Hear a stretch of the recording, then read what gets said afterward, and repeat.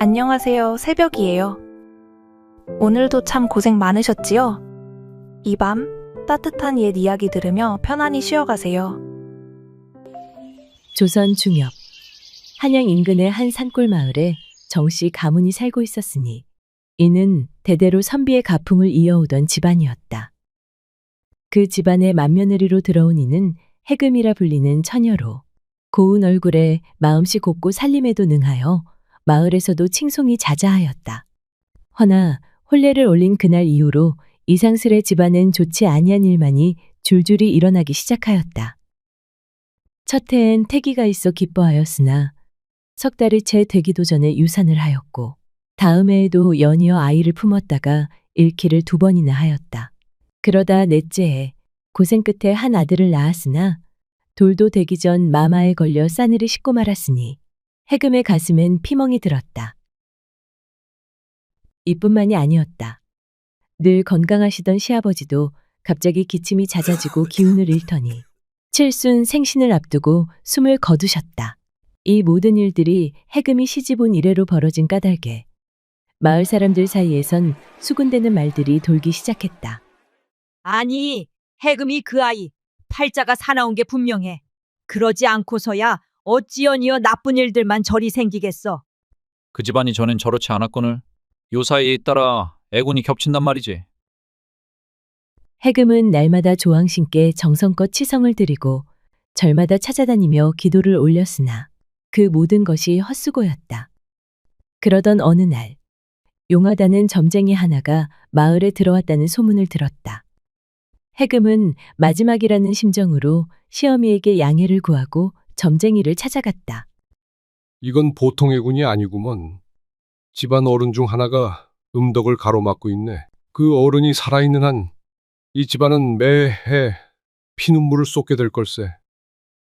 이대로 두면 자식도 손주도 대를 잇지 못하고 집안도 풍비박산 날 테야. 그 기운이 뿌리째 눌러 앉았으니 아무리 복을 지어도 뚫고 나가질 못할 걸세. 해금이 눈을 크게 뜨며 물었다. 그럼 어찌해야 합니까? 점쟁이는 입을 굳게 다물더니 조심스럽게 한마디를 내뱉었다. 산 사람을 죽일 수는 없지. 허나 반드시 그 어른을 집에서 내쳐야 하네. 산속에 모셔두고 인연을 끊지 않으면 그 기운은 뿌리째 퍼져서 자자손손 멸문지화를 면치 못할 게야. 해금은 그 말에 마음이 갈라지는 듯한 고통을 느꼈으나 살아남기 위해 아이를 다시 얻기 위해 눈물을 머금었다.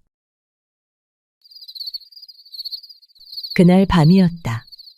해금은 남편의 눈치를 살피며 조심스레 입을 열었다. 서방님, 오늘 용하다는 점쟁이에게 다녀왔사옵니다. 남편이 술잔을 내려놓고 고개를 들었다. 뭐라 하더이까? 놀라지 마시옵소서. 어머님을 내쫓으라 하시더이다. 남편은 눈이 휘둥그레지며 자리를 박차고 일어섰다. 이 무슨 망발이오? 정말 그런 흉흉한 말을 믿겠다는 것이오? 당신 설마 그 말 따위 믿고 어머님을 정령 내치려는 것이오? 해금은 눈을 감은 채 고개를 푹 숙였다.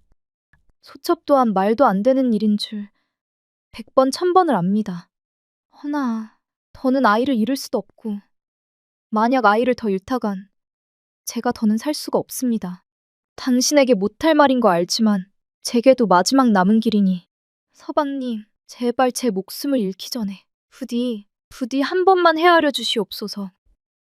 해금은 무릎을 꿇고 치맛자락이 젖어들도록 눈물을 흘렸다. 달빛이 아직 거두어지지 않은 새벽녘. 해금은 시어머니의 짐을 조용히 꾸렸다. 기척도 없이 잠든 남편을 뒤로 한 채 시어머니의 방으로 발걸음을 옮겼다. 어머님, 잠시 바람 쐬러 가시지요. 이른 새벽 공기가 좋사옵니다. 시어머니는 해금의 손에 이끌려 무심히 대답했다. 이리 일찍 웬 나들이냐? 우리 이쁜 며느리가 나가자면 나가야지. 해금은 애써 웃으며 시어머니와 길을 나섰다. 조용히 마당을 나서고 안개가 자욱한 산길로 접어들었다. 새벽 공기는 차가웠고 집시는 이슬에 젖어 미끄러웠다. 시어머니는 문득 이상한 기운을 느끼고 발걸음을 멈췄다. 이게 무슨 길이냐, 해금아. 이 산중 깊숙이 어찌하여 이 이른 시간에. 해금은 떨리는 손으로 시어머니의 보퉁이를 내려놓으며 고개를 숙였다. 어머님, 죄송하옵니다. 천령 죄송하옵니다. 며느라, 그게 무슨 말이냐. 갑자기 죄송하다니. 어머님, 저는 아이를 셋이나 잃었사옵니다. 이젠 더는 살 수가 없사옵니다. 전 이 말씀이 이 모든 애군의 근원이 어머님이라 하시더이다. 어머님께 죽을 죄 짓는 것도 잘 알고 용서를 바라지도 않습니다. 시어머니는 잠시 멈칫했다가 고개를 떨구며 눈물을 흘렸고 해금은 땅바닥에 엎드리며 흐느꼈다. 저도 이 모든 것이 어머님 때문이라고 정말 믿고 싶지 않았사옵니다. 허나 아이가 죽어나가는 모습을 또다시 두 눈 뜨고 볼 수는 없었사옵니다. 부디 이 못난 며느리를 용서해 주시옵소서. 그래서 나를 산에 버려두려고 이렇게 이른 시간에 날 데리고 온 게냐? 시어머니는 그 자리에 주저앉았다. 산새가 울고 바람이 슬피 울었다. 그래, 너도 힘들었겠지. 나도 너를 괴롭게 하려 한 건 아니었느니라. 그래, 해금아, 네 맘 다 안다. 아이를 잃은 게 한 번도 아니고 얼마나 가슴이 미어졌겠느냐. 허나 나 하나 없어져서 너희가 편해진다면, 내 아들, 내 손주가 살아난다면 나는 그걸로 족하구나. 내가 짐이 되었다면 그리하렴. 이 어미는 괜찮으니 내 걱정은 말아라. 시어머니는 더는 아무 말도 하지 않았다. 산속엔 잠시 정막이 흘렀고 나뭇잎 사이로 바람이 처연하게 불었다. 말을 마친 시어머니는 허리에 졸라맨 끈을 풀며 조용히 짐을 옆에 내려놓았다. 해금은 일어섰다. 두 손을 모아 절을 올리고 냉정하게 등을 돌렸다. 시어머니를 산에 두고 돌아온 날, 해금은 밤새도록 이불을 뒤집어 쓴 채 울었다. 그날 이후 시어머니 이야기는 집안에서 금기처럼 사라졌다. 산속 깊은 곳, 사람이 다니지 않는 외진 길을 따라 올라가면 나무에 가려진 낡은 초가 한 채가 있었다. 그곳이 바로 시어머니, 정씨 부인이 홀로 삶을 이어가는 곳이었다.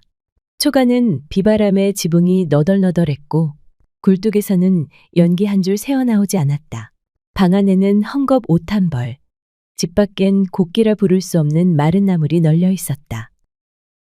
그런 곳에 달이 중천을 지난 깊은 밤마다 누군가 조심스레 문을 두드렸다. 어머님, 저입니다. 그는 다름 아닌 아들, 해금의 남편이었다. 어서 오너라. 이 추운데 또 여길 온다고 수고했다. 시어머니는 다른 목소리로 아들을 맞이하며 손에 쥐어준 보퉁이를 받아들었다. 그 안엔 몰래 챙긴 쌀이며 장작이며 몇 벌의 옷가지가 담겨 있었다. 아들은 무릎을 꿇고 어머니 앞에 머리를 박았다. 어머님, 이 불효자식 죽을 죄를 지었습니다. 저희 살자고 어머님을 어찌 산에 홀로 모시다니요. 이건 아닙니다, 어머니. 저희 아이 없어도 잘만 살 테니 같이 내려가시죠. 목이 메어 말을 잇지 못하자 정씨 부인은 조용히 아들의 손을 덮으며 말했다. 그만하거라. 내 아무렴. 네 가정을 위해 이런 선택쯤은 못하겠느냐. 며느라기 알기 전에 이제 오지 말 거라. 괜히 들락거렸다. 애미 애군이 너희에게 퍼지기라도 할까 걱정이다. 어머니, 그런 말씀 마십시오. 어미가 자식을 낳고도 그 자식에게 버림을 받다니 이 무슨 천벌입니까? 천벌이라니 말도 안 되는 소리다. 너희들만 괜찮다면 나 하나 이 산속에서 늙어가는 것 아무래도 좋다. 어머니의 눈가엔 눈물이 고였고 아들은 떨리는 손으로 그녀의 손을 꼭 쥐었다. 어머님, 그저 몸만 부디 건강하소서. 제가 자주 오겠습니다. 그날도 아들은 어두운 숲길을 내려가며 몇 번이고 뒤를 돌아보았다. 그의 뒤에서 시어머니는 아들의 등을 오래도록 바라보았다. 내 새끼, 애비도 없는 집안 살림 혼자 이끌어가느라 고단할 텐데. 이 어미가 침이 되었구나. 침이. 그녀는 문득 눈을 감고 한 줄기 눈물을 떨궜다. 그런데 이상했다. 시어머니가 산으로 가고 얼마 안 돼서부터 기이할 정도로 모든 일이 풀리기 시작한 것이다. 해금은 이듬해 그토록 바라던 건강한 사내 아이를 낳았다. 전에는 태동이 잤다 끊기기 일쑤였으나 이번만큼은 단단하고 힘찬 아기였다. 우렁찬 울음소리 보게나. 용같이 태어났구나. 산파가 입을 다물지 못할 정도였다. 그뿐이 아니었다. 남편 영찬은 관청에서 특별히 인정받아 승진 소식을 안고 돌아왔고 장사는 잘 되고 집안 형편은 점점 나아졌다. 해금은 마음 한구석의 죄책감을 애써 눌러담으며 되뇌었다. 이 모든 것이 어머님 덕분일지도 몰라. 해금은 믿기지 않을 만큼 하루하루가 행복했다. 그의 겨울은 유난히도 매서웠다. 산속은 사람의 발길이 끊긴 지 오래였고 거센 바람은 눈발을 몰아 초가의 창호 틈새로 매서운 기운을 들이쳤다. 어느 날 밤 깊은 어둠 속을 가르며 초가 안에서 갑작스레 비명소리가 터져나왔다. 정씨 부인은 벽에 기대어 온몸을 떨고 있었다. 허리 아래로는 피가 흥건히 고였고 옷자락 너머로 찢긴 살점이 들여다보일 만큼 처참했다. 그녀를 덮친 것은 먹이를 찾아 내려온 굶주린 호랑이였다. 제발 살려다오. 하지만 배고픔에 눈이 뒤집힌 호랑이에게 시어머니의 바램은 들리지 않았다. 매서운 눈으로 시어머니를 노려보고는 이내 망설임 없이 노인을 덮쳐버렸다. 정씨 부인은 숨을 몰아쉬며 마지막 힘을 다해 문턱에 기어나와 기대섰다.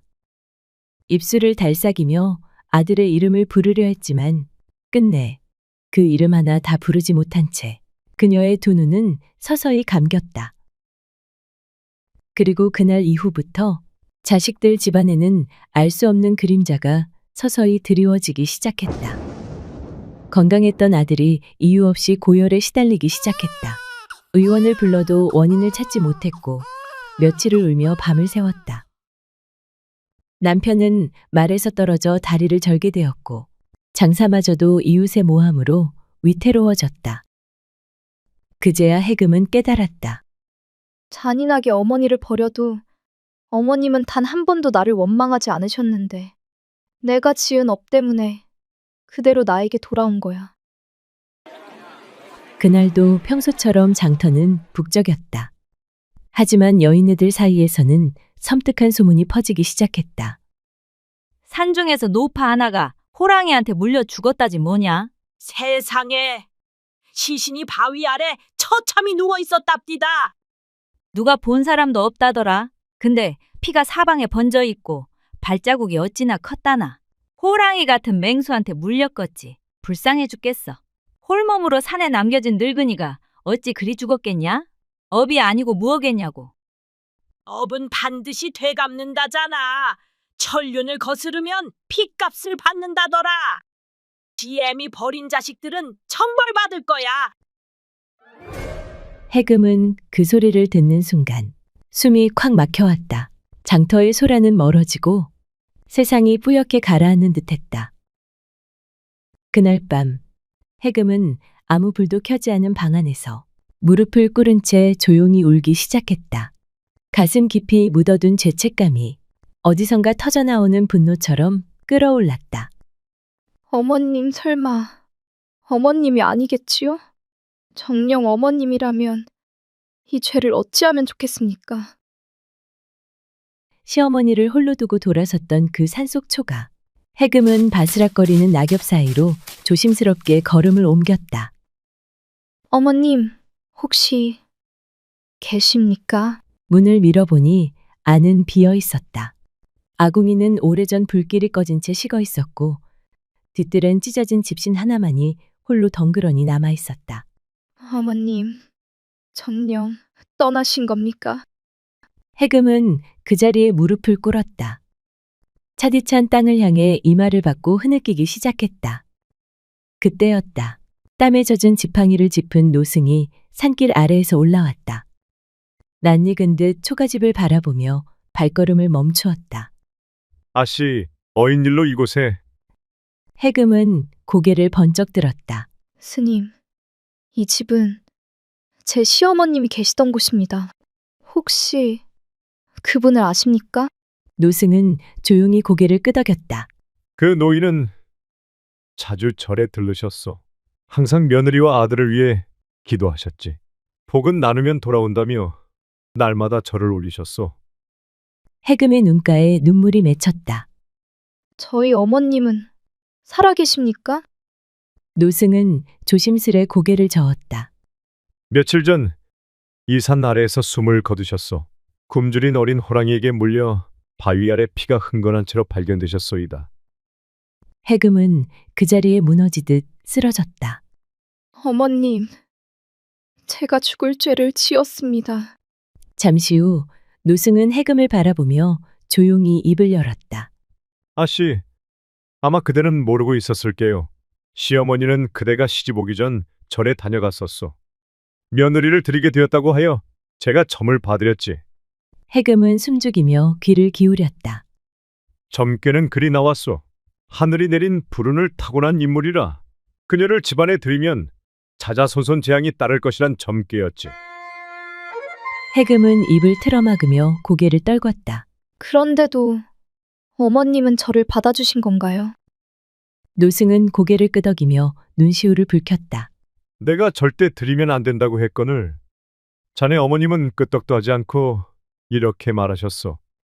스님, 점괘는 그리 나왔을지 모르나 저는 달리 생각합니다. 그 아이는 곱고 착한 아이라 들었습니다. 복이라는 건 결국 마음에서 오는 법이니 나 하나 희생하면 되지 않겠습니까? 그 아이의 눈을 보니 어찌나 해맑던지요. 아마 제 며느리가 될 운명인가 봅니다. 그리고는 웃으셨지요. 해금은 울부짖었다. 그녀의 통곡은 산허리를 가르고 퍼져나갔다.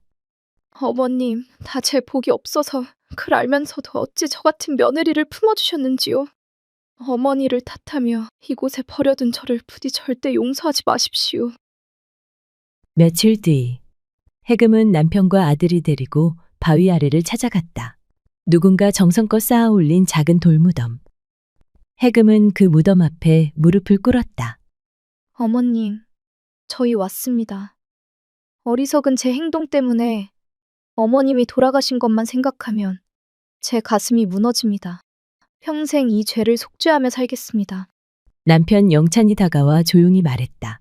나는 차마 어머님을 버릴 수 없었소. 그날 이후 당신 몰래 이곳을 찾아왔지. 어머님은 2번 다시 오지 마라 하셨지만 아들로서 그럴 수 없었소. 그간 어머님을 찾아가던 남편이 입을 열었다. 그런 남편을 애잔한 눈빛으로 바라보며 해금이 말했다. 여보, 저는 알고 있었습니다. 밤마다 보퉁이에 이거저거 싸지고 다녀오는 걸 봤지만 아무 말도 할 수 없었어요. 당신 마음을 어찌 제가 모르겠습니까? 죄가 있다면 산속에 어머니를 버려두고 온 제가 죄인이지요. 제가 무슨 낯짝으로 당신을 원망하겠습니까? 남편은 아무 말 없이 고개를 숙였다. 그저 아내의 말에 그동안 꾹꾹 눌러 담았던 감정이 복받쳐 올랐다. 모든 걸 이제 다 잊읍시다. 아마 어머님도 그러길 바라실 거요. 그 짧은 남편의 말에 해금은 눈시울이 붉어졌다. 두 사람은 말없이 서로를 바라보았다. 그날 이후 부부는 매달 한 번씩 어머님이 계신 산자락을 찾았다. 조용히 따뜻한 음식을 놓고 묵묵히 어머님의 안부를 전했다. 비록 함께하지 못했지만 그 마음만은 날마다 어머니 곁에 머물러 있었다. 어머님, 하늘에서 편히 계시지요? 이 모든 것이 그저 제 운명이라 여기고 살아가겠습니다. 그리고 더는 점쟁이의 말 같은 것 귀 기울이지 않을 것이옵니다. 그깟 말 한마디에 어머님을 등진 지난 날이 얼마나 어리석었는지 사무치게 깨달았사옵니다. 제가 지은 죄 두고두고 속죄하며 살 것이니 부디 노여움 거두시고 평안히 계소서. 해금은 조용히 눈을 감고 오래도록 그 자리에 앉아 있었다. 봄바람이 부드럽게 나뭇가지를 흔들고 어딘가에서 들국화 향이 은은히 피어올랐다. 그 순간 해금은 어머님의 숨결이 바람결에 섞여 내려오는 듯한 착각에 눈시울을 붉혔다.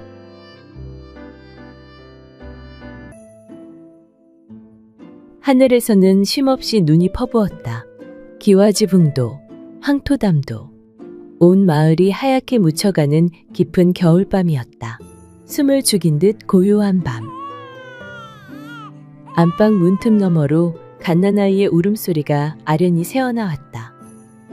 등잔불 아래 하인 하나가 무릎을 꿇고 고개를 깊숙이 숙이고 있었다. 그의 앞에는 이 집안의 주인 이만수가 매서운 눈으로 하인을 내려다보고 있었다. 하인은 고개를 숙인 채 떨리는 눈길로 포대기에 쌓인 아기를 조심스레 바라보았다. 포대기 틈 사이로 삐죽 드러난 작은 아기의 손. 그 손은 둘로 붙어버린 흉측한 집게발 모양을 하고 있었다. 하인은 숨도 삼키지 못하고 몸을 떨었다. 이 집안은 대대로 이어져 온 이름난 양반가였다. 고을에서는 천석군이라 불릴 만큼 땅과 재산을 자랑했고 이만수는 그 위세를 등에 업고 체면과 명예를 생명처럼 여겼다. 양반가라면 양반가답게 지도 고아야 하는 법이니라. 이만수는 늘 그렇게 말하곤 했다. 가문이 높을수록 피도 정결해야 한다고. 조금이라도 흠결이 있으면 가문의 수치라며 입에 거품을 물었다. 그런 이만수에게 자식이 태어나자마자 저런 손을 가졌다는 것은 차마 견딜 수 없는 치욕이었다. 이만수는 한참이나 아기를 내려다보았다. 이윽고 벌겋게 달아오른 얼굴로 고함을 질렀다. 흉물이다. 우리 가문의 지옥이란 말이다.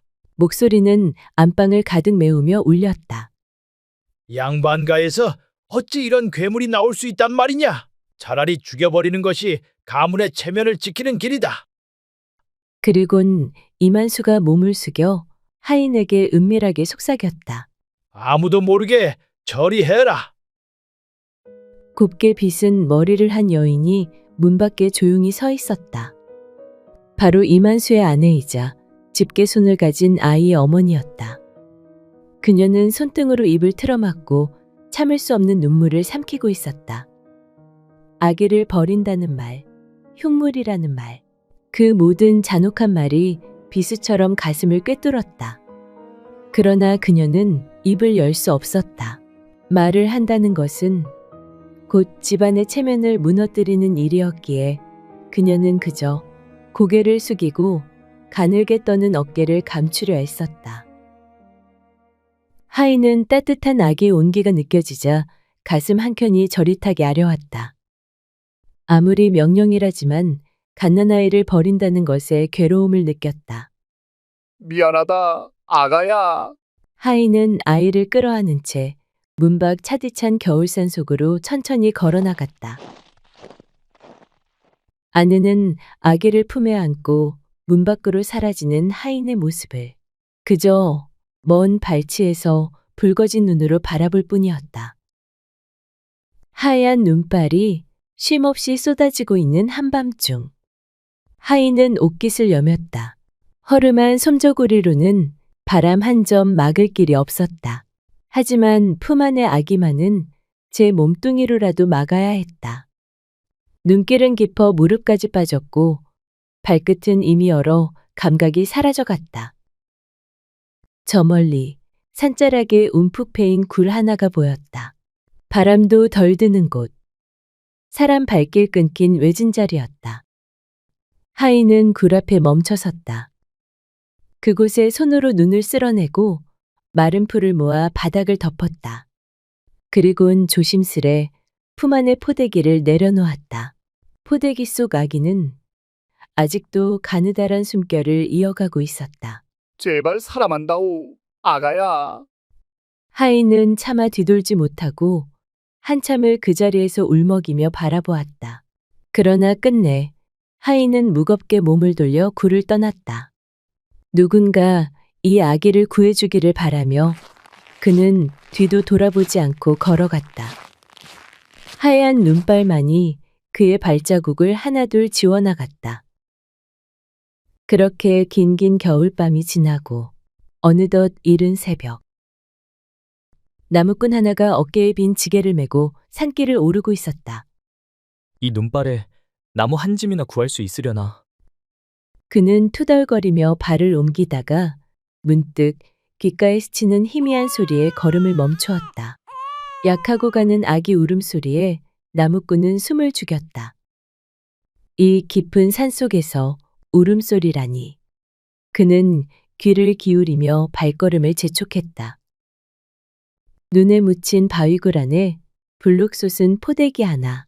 나무꾼은 조심스럽게 포대기를 열어보니 그 안에는 고운 숨결을 내쉬는 아기가 있었다. 나무꾼은 따뜻한 미소를 지으며 말했다. 그래도 살아있구나. 이런 날씨에 살아남은 걸 보니 너는 살아날 운명인 게야. 그는 서둘러 외투를 벗어 아기를 품 안 깊숙이 끌어안았다. 춥지 마라. 괜찮다, 아가야. 그는 손등으로 얼어붙은 눈송이를 털어내며 아기를 품고 조심스레 산길을 내려가기 시작했다. 발밑은 미끄럽고 바람은 사납게 휘몰아쳤다. 나무꾼은 발을 땅에 꾹꾹 디디며 한 걸음, 또 한 걸음, 포대기 속 아이를 지키려 이를 악물었다.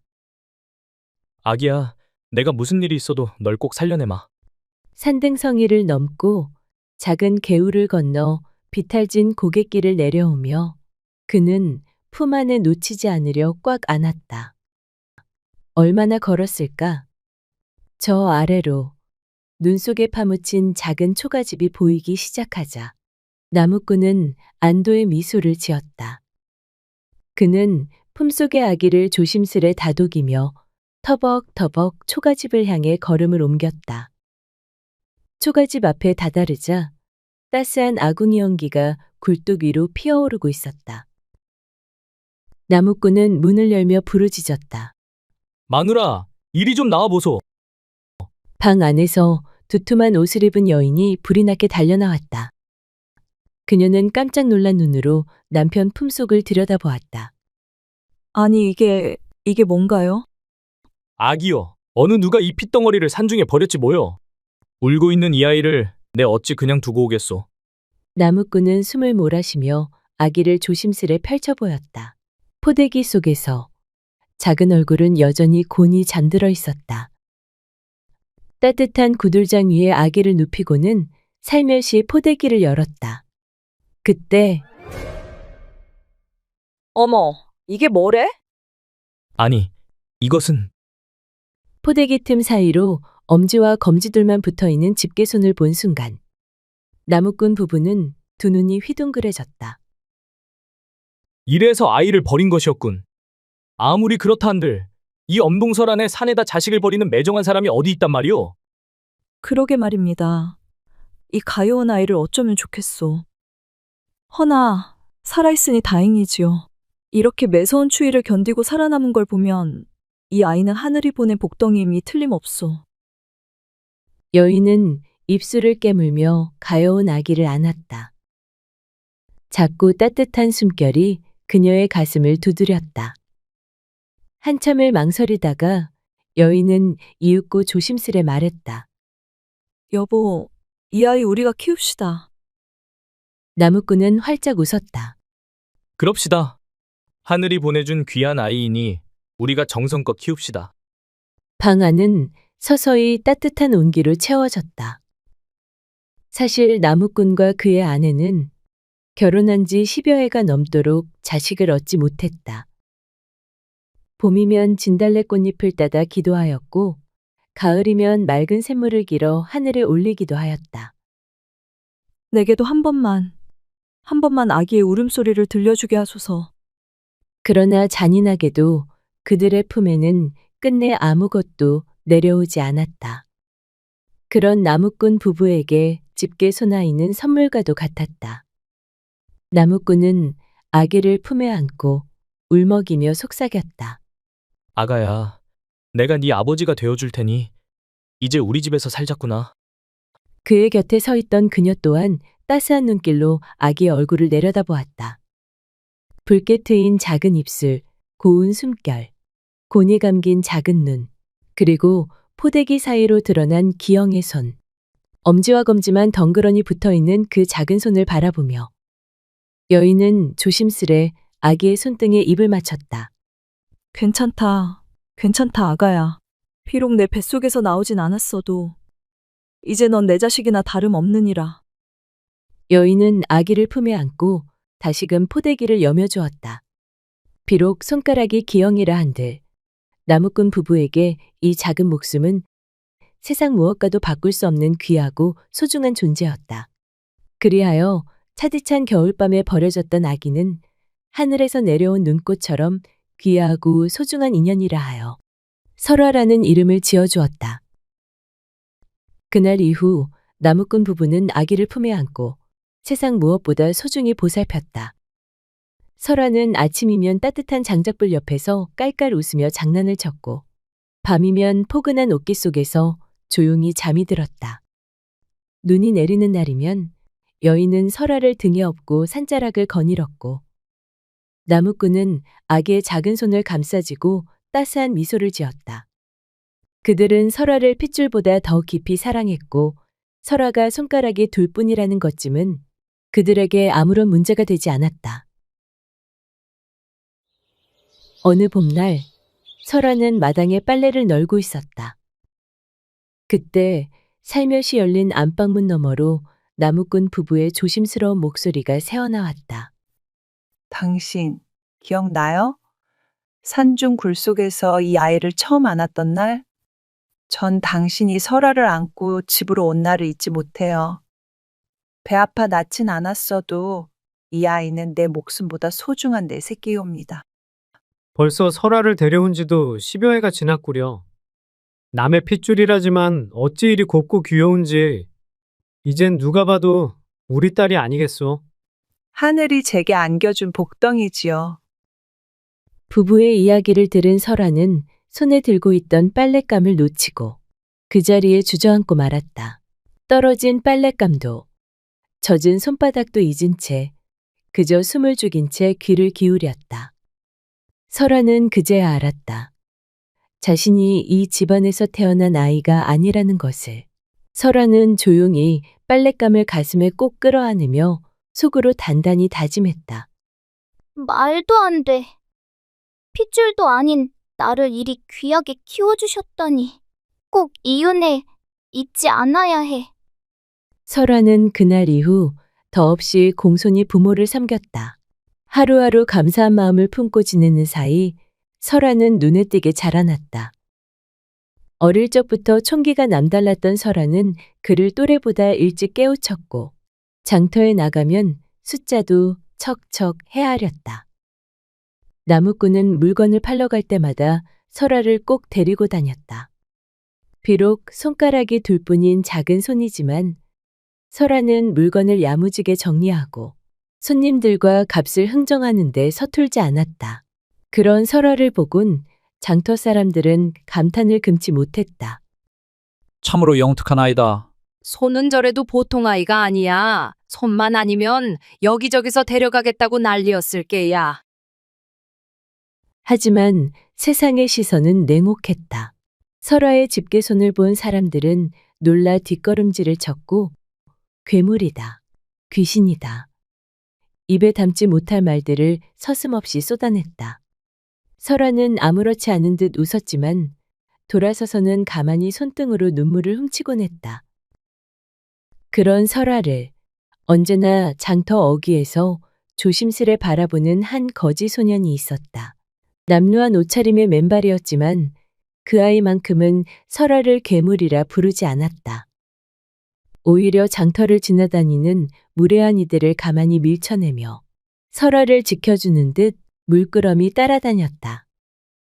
비가 오는 날이면 장터의 처마 밑으로 그녀를 이끌고 자신의 누더기 겉자락을 들고는 설화의 어깨를 덮어주려 했었다. 설화가 땅에 떨어진 광주리를 주우려 몸을 숙이면 어느새 그가 먼저 주워 건넸고 장터가 한산해질 즈음이면 소녀는 아무 말 없이 다가와 나뭇가지에 조그마한 꽃다발을 걸어두거나 예쁜 조약돌 하나를 살며시 놓고 사라지곤 했다. 그는 항상 말없이 설아 곁을 지켰다. 따뜻하고 한결같은 거지의 심성을 알아본 설아는 어느새 그에게 마음을 열기 시작했다. 어느덧 세월이 흘러 설아는 곱디고 온 처녀가 되었다. 설아는 나무꾼 부부에게 말했다. 아바님, 어마님, 저 장터거지와 혼인을 하고 싶습니다. 초가집 안은 발칵 뒤집혔다. 뭐라? 아무리 우리 집안이 보잘것없다 해도 어찌 거지와 혼인을 하겠다는 게냐? 너는 손이 그렇다 한들 마음만은 귀한 아이인데 거지랑 혼인을 하겠다니 그건 절대 안 된다. 하지만 설아는 고개를 숙인 채로도 뜻을 굽히지 않았다. 저를 괴물이라 부르지 않았던 사람은 세상에 그 사람 하나뿐이었고 언제나 제 곁에서 저를 지켜준 분입니다. 설화야, 아무리 그래도 어찌 거지하고 혼인을 하겠단 말이냐? 어머니, 저 누구보다 더 잘 살 테니 걱정 마시고 지켜봐 주세요. 결국 나무꾼 부부는 설아의 고집을 꺾지 못했다. 그리하여 두 사람은 초가집 마당에서 소박한 혼례를 올렸다. 혼인 후 설아는 남편을 정성껏 돌보았다. 매일 새 옷을 손질해 입히고 밤이면 작은 호롱불 아래 그를 가르쳤다. 설아의 정성은 차츰 사내를 바꾸어 놓았다. 헝클어진 머리는 단정히 빗어졌고 누더기 같던 옷자락은 고운 손길로 깊고 다듬어졌다. 거짓골이던 사내는 이제 멀끔한 선비처럼 단아한 모습으로 변해 있었다. 남편은 낮에는 장인어른과 함께 드리를 거들고 밤이면 조용히 붓을 들어 글을 익혔다. 남편이 주경 야독으로 과거 시험을 준비하는 동안 설아도 가만히 있지 않았다. 어릴 적부터 야무진 손재주를 지녔던 설아는 밤마다 바느질을 하고 옷감을 다듬었다. 비록 불편한 손이었으나 그 두 손가락으로 빚어낸 바느질 솜씨는 보통 사람 못지않게, 아니 그보다 더 정성스럽고 섬세하였다. 장터에 나가 고운 저고리며 치마를 내다 팔았는데 정성 들인 바느질 솜씨의 사람들은 너도 나도 설아의 물건을 찾았다. 이런 고운 바느질은 처음이요. 값이 좀 비싸도 이 처자 손에서 나온 거라면 안심이 되지. 입소문이 퍼지자 설아가 만든 옷가지들은 먼 고을까지 이름을 알리게 되었다. 조촐했던 장사는 차츰 번창했고 한 해가 지나자 설아는 적지 않은 돈을 손에 줄 수 있게 되었다. 결국 오랜 노력 끝에 거지였던 사내는 과거 시험에 급제하였고 장터 사람들은 저마다 입을 모아 혀를 내둘렀다. 참말로, 아니 그 거지 총각이 과거에 급제할 줄 누가 알았겠소? 그러니까 말이야. 설아가 아니었으면 어림도 없었을 게야. 그 처자가 사람 하나를 사람답게 만든 거지. 세상 일은 참 모를 일이라니까. 손가락에 둘 뿐인 아이가 이리 복을 불러올 줄이야. 설아는 가만히 하늘을 올려다보며 다짐했다. 이제야 비로소 은혜를 갚을 때가 되었어. 그리하여 설아는 남편과 함께 넓은 기와집터를 마련했다. 푸른 담장이 둘러진 기와집. 봄이면 매화꽃이 흐드러지고 가을이면 국화향이 가득 번지는 집이었다. 설아는 부모님을 새 집으로 모시며 무릎을 꿇고 절했다. 아바님, 어마님, 사실 저도 알고 있습니다. 저를 주워다 키워주신 것도, 이렇게 손이 온전치 못한 저를 귀히 길러주신 것도요. 이 미천한 몸인 제가 여기까지 올 수 있었던 것은 모두 두 분의 사랑 덕분이옵니다. 그 큰 은혜, 평생 다 갚을 수는 없겠지만 남은 삶을 다해 보답하며 살겠습니다. 제게 부모가 되어주신 거 진심으로 감사드립니다. 이제는 모든 걱정 내려놓으시고 이 집에서 편안히 지내주시옵소서. 나무꾼 부부는 차마 말을 잇지 못한 채 두 눈에 뜨거운 눈물이 맺혔다. 거칠었던 손으로 설아의 손을 감싸주며 말했다. 우리 딸, 이런 날이 올 줄이야. 꿈에도 그리지 못했단다. 세상 누구도 곁에 없던 내게 너처럼 복된 아이가 와준 건 정녕 하늘이 내린 선물이지. 네가 우리 곁으로 와줘서 이 어미는 참말로 고맙구나. 그리고 마당에는 따뜻한 햇살이 소담하게 내려앉았다. 설아는 부모님 손을 꼭 잡고 조용히 미소 지었다. 한편 설아가 새 삶을 열어가는 동안 잔인하게 설아를 버린 아비 이만수의 집안에는 깊은 어둠이 드리워지고 있었다.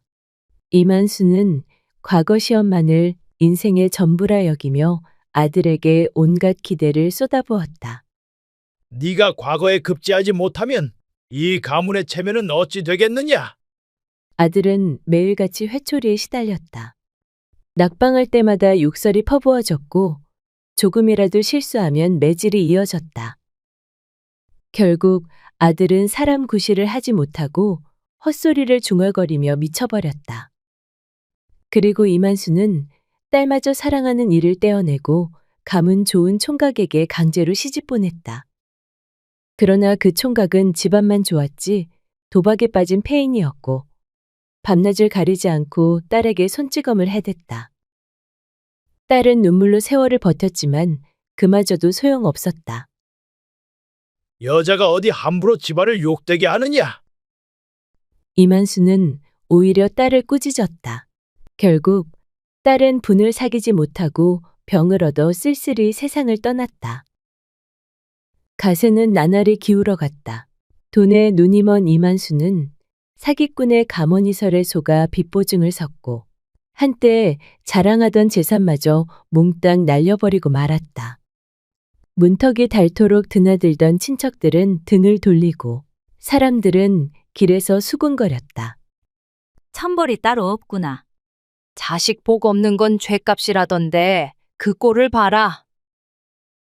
한순간에 전 재산도 잃고 자식까지 잃은 이만수는 초가집 구석에 몸을 숨기듯 살아가야 했다. 낡은 돗자리를 깔고 생강이며 마늘을 손에 쥐고 굽은 허리로 장터를 떠돌았다. 한때는 고을의 천석꾼으로 불리던 이만수였건만 이제는 이름을 기억하는 이조차 드물었다. 세월이 흘러 설아는 고운 한복을 입고 시장길을 거닐고 있었다. 화사한 얼굴빛에 단아한 자태. 이제 누가 봐도 귀한 집안의 마님 같았다. 그때 문득 골목 어귀에서 조심스레 생강이며 마늘을 팔고 있는 초라한 사내 하나가 눈에 띄었다. 옷은 누더기였고 살갗은 까맣게 그을려 있었다. 그는 고개를 숙인 채 작은 목소리로 외쳤다. 생강이요, 마늘이요. 설아는 불쌍한 마음이 들어 조심스레 다가갔다. 이것 얼마요? 고운 목소리에 놀란 사내가 고개를 들었고 그제야 설아의 모습을 똑바로 바라보았다. 단아한 얼굴, 따뜻한 눈빛, 그리고 물건을 집어드는 작은 손. 두 손가락, 검지와 엄지만 가지런히 붙은 집게손이었다. 그 순간 이만수는 두 눈을 크게 떴다. 자신이 매정하게 버렸던 그 겨울밤의 아기. 바로 그 아이였음을 한눈에 알아볼 수 있었다. 이만수는 그 자리에서 나자빠질 듯 휘청였다. 죽지 않고 살아있었던 게야. 떨리는 목소리를 내뱉었지만 설아는 놀라는 이만수를 보고 어리둥절해하며 물었다. 왜 그러시오? 무엇이 그리 놀랍소? 이만수는 입을 달싹였지만 끝내 아무 말도 하지 못했다.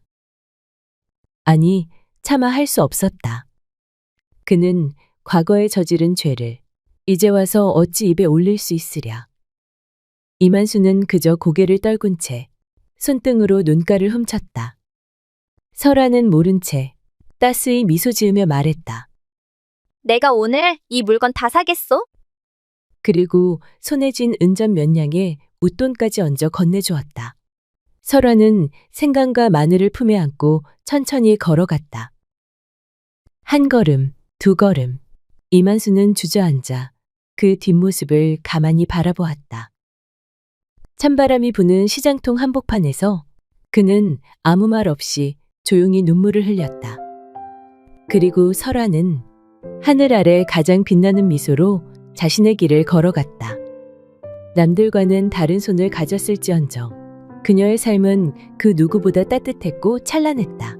세상이 외면한 상처였지만 설아는 그 상처 위에 꽃을 피우며 밝고도 단단한 삶을 안고 나아갔다.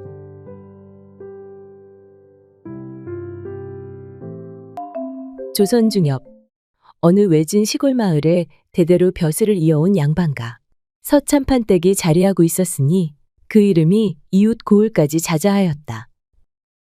서참판에게는 귀한 외아들 하나가 있었는데 온갖 정성과 공을 들여 길러낸지라 집안 사람들은 물론 마을 사람들까지 참판댁 도련님이라 부르며 귀히 여겼다. 세월이 흘러 그 도련님도 어느덧 장가를 들 나이가 되었고 서참판은 가문과 인품을 두루 갖춘 며느리를 얻고자 애를 썼다. 그렇게 하여 맞아들인 며느리 단심은 살림 솜씨 하나하나가 반듯했고 시부모 섬김 또한 지극하여 그 누구도 흠을 잡을 데가 없었다. 이 아이야말로 우리 집 귀신이 되어줄 아이로다. 서참판 부부는 속으로 늘 그러한 복을 되뇌었다. 허나 복이란 것이 길게 머물지 못했던가. 단심이 시집 온 지 3년쯤 되었을 무렵이었다.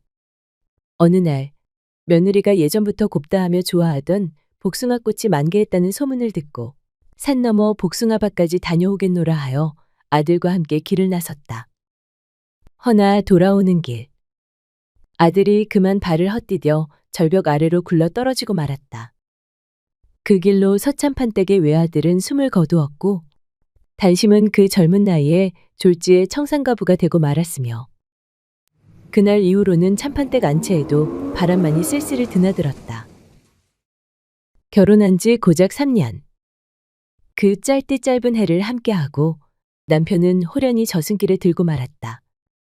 남편이 죽은 이후로 단심은 문 밖에 바람발 내딛지 않고 수절하며 지내고 있었다. 아침이면 장독대를 닫고 해가 기울면 부엌을 쓸며 눈물마저 마른 얼굴로 시부모를 모셨으나 그 모습을 지켜보는 시어머니는 날이 갈수록 마음이 아려왔다. 이 험한 세상에 남편도 없이 살아가야 한다니 이 무슨 운명입니까? 하늘도 무심하시지. 그 아이가 무슨 죄가 있어 이리도 가혹한 팔자를 타고 났는지 차라리 내 딸이라면 아무데나 시집이라도 다시 보내련만. 양반 가문이란 이름 아래 과부는 수절이 곧 명예라니 이 어찌 잔인한 도리입니까? 그러자 서참판도 고개를 숙이며 한숨을 내쉬었다. 그러게 말이오. 죽은 내 아들도 불쌍하지만 저 아이도 내 딸인 양 가슴이 미어집디다. 하늘도 참 무심하시지. 둘 다 속으로는 며느리를 풀어주고 싶었다. 허나 양반가의 규율이란 것이 그러하지 못하니 과부가 다시 시집가는 일은 가문의 먹칠을 하는 일이라 여겨졌고 그 누구도 감히 재가란 말을 입에 올릴 수 없었다. 그리하여 단심은 그 젊은 나이에 안채 깊숙이 박힌 채 세월을 잊은 듯 수절하며 살아갔다. 항상 시부모의 마음 한켠에는 근심이 자리하고 있었다. 저 며느리가 과연 우리 집에 평생토록 머물러 줄 것인가? 정녕 우리 집 귀신이 되어줄 사람인가? 그런 걱정이 날이 갈수록 깊어만 갔다. 그래서 서참판은 밤만 되면 며느리가 기거하는 방을 한 번씩 조심스레 들여다보곤 하였다. 그러던 어느 날 밤, 안채의 등잔불이 유독 환하게 새어나오는 것이 이상하여 슬그머니 발을 옮겨 들여다보았더니 그 광경에 입을 다물 수 없었다. 세상에, 이게 무슨 일이란 말인가? 나 참 기가 막혀서 원... 며느리 단심은 베개를 세워두고 그 위에 생전 남편이 즐겨 입던 도포를 곱게 씌워 갖가지 씌운 채로 마치 사람이 누워있는 듯 감싸 안고 있었다. 품에 끌어안고 또 한참을 울며 쓰다듬고 결국 그 허수아비 같은 것을 안고 누워 잠이 드는 것이었다. 그 광경을 몰래 지켜본 서참판은 아차하며 발걸음을 멈추었다. 새아기가 오죽하면 저리도 허수아비를 만들어 놓고 품고 자겠는가. 얼마나 그리움이 사무치고 외로웠으면 저러겠는가. 그 생각에 이르니 서참판은 갑자기 밥맛도 없어지고 심장깨가 쓰리고 머리가 멍해지는 것이었다. 이 일을 어찌하면 좋단 말인가. 내 집이 이제는 망했구나. 망했어. 밤새 뒤척이며 누구에게도 이 말을 털어놓지 못하고 끙끙 앓고 있는데 그 모습을 지켜보던 부인이 문득 다가와 이상한 눈빛으로 물었다. 여보, 하룻밤 사이에 어인 낯빛이십니까? 대체 무슨 일이 있길래 근심이 그리 크시옵니까? 이제 우리 집은 다 망하였소이다.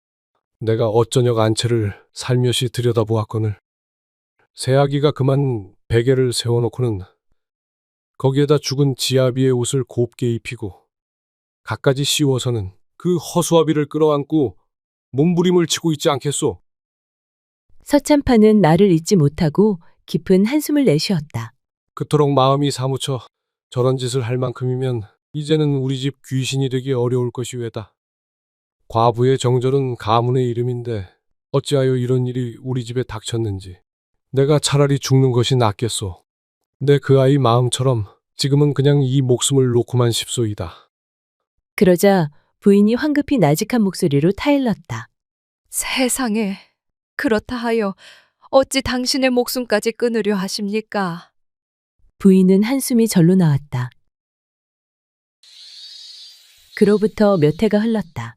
세월이 아무리 흘러도 단심은 여전히 안채에 머물며 새벽이면 일어나 마당을 쓸고 해지면 시부모 상을 차리는 일을 하루도 거른 적이 없었다. 허나 어느 날부터인가 이상한 낌새가 느껴졌다. 단심이 장에 다녀오는 날이면 꼭 돌아오는 시간이 늦어지는 것이었다. 며느라기가 요즘 장만 갔다 오면 꼭 한참을 늦더이다. 시어머니가 조심스레 말을 꺼내자 서참판도 눈썹을 찌푸렸다. 그래, 그게 벌써 며칠째요? 거의 열흘이 넘었지요. 꼭 점심 훌쩍 넘어야 들어온다니까요. 그날 밤 서참판은 생각 끝에 결심을 하였다. 도대체 무엇을 하는 것인지 내 눈으로 직접 확인해 봐야겠군. 다음 날 아침 단심이 장바구니를 들고 대문을 나서자 서참판은 종을 시켜 조심스레 뒤를 밟게 하였다. 종이 눈치를 살피며 뒤를 따르기를 한참. 그러던 중 장터 뒤편 우시장 근처 조그만 약초 좌판 앞에서 뜻밖의 광경을 목격하게 되었다. 단심이 한 젊은 총각 앞에 앉아 웃고 있는 것이 아닌가. 그 총각은 산에서 약초를 캐다 팔러 나오는 이로 촌스럽지만 말씨가 부드럽고 얼굴도 반듯하였다. 단심은 좌판 옆자리에 조심스레 앉아 총각이 손수 내어준 쑥차를 마시며 한참을 이야기를 나누었다. 내 이럴 줄 알았다. 며느라기한테 남자가 생긴 게 확실하구먼. 그 모습은 아무리 눈을 씻고 보아도 과부와 약장수가 아니라 정분난 남녀처럼 보였다. 서로를 바라보는 눈빛이 보통 사이가 아님을 짐작할 수 있었다. 단심의 눈엔 애틋함이 가득했고 약초를 파는 총각의 눈엔 놓치면 다시는 못 만날 사람을 대하듯 간절함이 서려 있었다. 그토록 얌전하고 순하디순했던 며느리가 이런 인연을 품고 있었다니. 서참판은 그 자리에서 하마터면 소리라도 지를 뻔하였으나 간신히 화를 눌러 참고는 종을 불러 조용히 되돌아왔다. 그날 밤 부인과 마주 앉아 곤혹스러운 얼굴로 말을 꺼냈다. 큰일이요. 이제 우리 집은 진짜로 무너질 판이요. 왜 그러시옵니까? 무슨 일이 있었소? 서참판은 오늘 본 일을 조심스레 이야기하였다. 며느라기가 장에 가서 약초 파는 총각과 정분이 난 모양이요. 단지 하는 말이 아니라 눈빛이며 손짓이며 그게 그냥 대수롭지 않게 넘길 일이 아니도이다. 부인의 얼굴에도 그제야 근심이 번졌다. 그래서 며느리가 장에만 갔다 하면 늘 늦더라니. 남정네가 있었던 것이로군요. 허면 이제는 더는 숨길 수도 없겠네요. 이 일을 어찌하면 좋소, 여보. 소문이라도 퍼지면 우리 가문 채통이 말이 아닐 텐데 양반댁 과부가 장터 총각과 정분이 났다 하면 그야말로 온 고을 사람들의 입방아에 오르내릴 것입니다. 서참판은 방안을 몇 바퀴 돌며 곰곰이 생각하였다. 이대로 두다가는 며느라기가 총각과 도망이라도 가버릴 것이고 우린 사람들 앞에서 머리를 들고 살 수 없을 것이요. 이 일을 어찌하면 좋겠소? 무언가 좋은 생각이 떠오른 듯 부인이 입을 열었다. 좋은 방책이 하나 있사온데 한번 해보시는 것이 어떻겠사옵니까? 그 방책이란 것이 대체 무엇이요? 부인이 이윽고 고개를 숙이며 말을 이었다. 이제 그 아이가 우리 집 귀신이 되기는 글렀으니 차라리 총각과 함께 저 먼 골로 도망쳐 살아가도록 해주는 것이 좋겠사옵니다. 그 대신 우린 헛장을 치는 것이지요. 헛장을 말이요? 그렇사옵니다. 헛장을 치고 가짜 시체를 하나 만들어 밤새 배앓이를 하다 숨졌다고 소문을 냅시다. 염도 남손을 빌리지 말고 당신께서 직접 하시지요. 관에 넣어 장례까지 치르면 마을 사람들 그 누가 의심을 하겠습니까? 서참판은 이 말을 듣고는 입을 다문 채 한동안 생각이 잠겼다. 그러더니 이내 무겁게 고개를 끄덕이며 말했다. 그래, 당신 말이 옳소. 그 아이가 이 집에 붙들려 눈물로 늙어가기보단 차라리 정든 사내와 함께 어딘가에서 살아가는 것이 나을지도 모르지. 다만 이 모든 일은 바람 한 점 새지 않게 철저히 조용히 치러야 하오. 그러하옵지요. 그리하여 그날 밤 서참판 댁에는 아무도 모르게 은밀한 계획이 짜이고 있었다. 다음 날 아침 며느리는 어김없이 장에 다녀오겠다며 단정히 머리를 틀어올리고 대문을 나섰다. 서참판은 뒤따라 조용히 발을 옮기며 며느리의 뒤를 쫓았다. 장터 한쪽 약초를 파는 총각이 있던 그 자리에 도착하자 단심은 마치 기다렸다는 듯이 환히 웃으며 달려들더니 총각의 품에 얼굴을 묻고는 작은 소리로 무언가를 속삭였다. 그 모습을 본 서참판은 며느리의 당돌한 행동에 놀라 주위를 살피며 초조하게 발을 굴렀다. 아니, 누가 보기라도 하면 어쩌려고 저런단 말인가? 속으로 곱씹는 사이 이내 결심한 듯 두 걸음 앞으로 다가갔다. 단심아. 아버님, 여기를 어떻게... 소리에 놀란 단심은 화들짝 고개를 들었다. 그 자리에서 그만 나자빠질 뻔한 것을 가까스로 붙잡고는 얼굴이 하얗게 질려 눈을 동그랗게 떴다. 아버님, 죽을 죄를 지었습니다. 서참판은 조용히 단호한 음성으로 말했다. 며느라, 지금은 말할 때가 아니다. 누가 보기 전에 이 총각과 함께 어서 집으로 들어오너라. 할 말이 많으니라. 총각도 놀란 기색이 역력했지만 서참판의 눈빛이 하도 날카로워 감히 묻지도 따지지도 못하고 단심과 함께 고개를 숙인 채 서참판을 뒤따랐다. 세 사람은 말없이 집으로 돌아왔다. 햇살은 따사롭건만 마루 위 공기는 마치 서리빨처럼 차가웠다. 서참판은 천천히 마루에 앉으며 무거운 한숨을 내쉬고는 단심과 총각을 바라보았다. 두 사람, 언제부터 일이 정을 나누었는지는 묻지 않겠네. 다만 오늘 내가 본 그 광경을 보고도 못 본 채 외면하고 돌아설 수는 없었소. 단심은 고개를 떨군 채 눈물을 훔쳤고 총각은 날없이 두 손을 가지런히 모았다. 우리 집은 대대로 수저를 가풍으로 삼아왔지.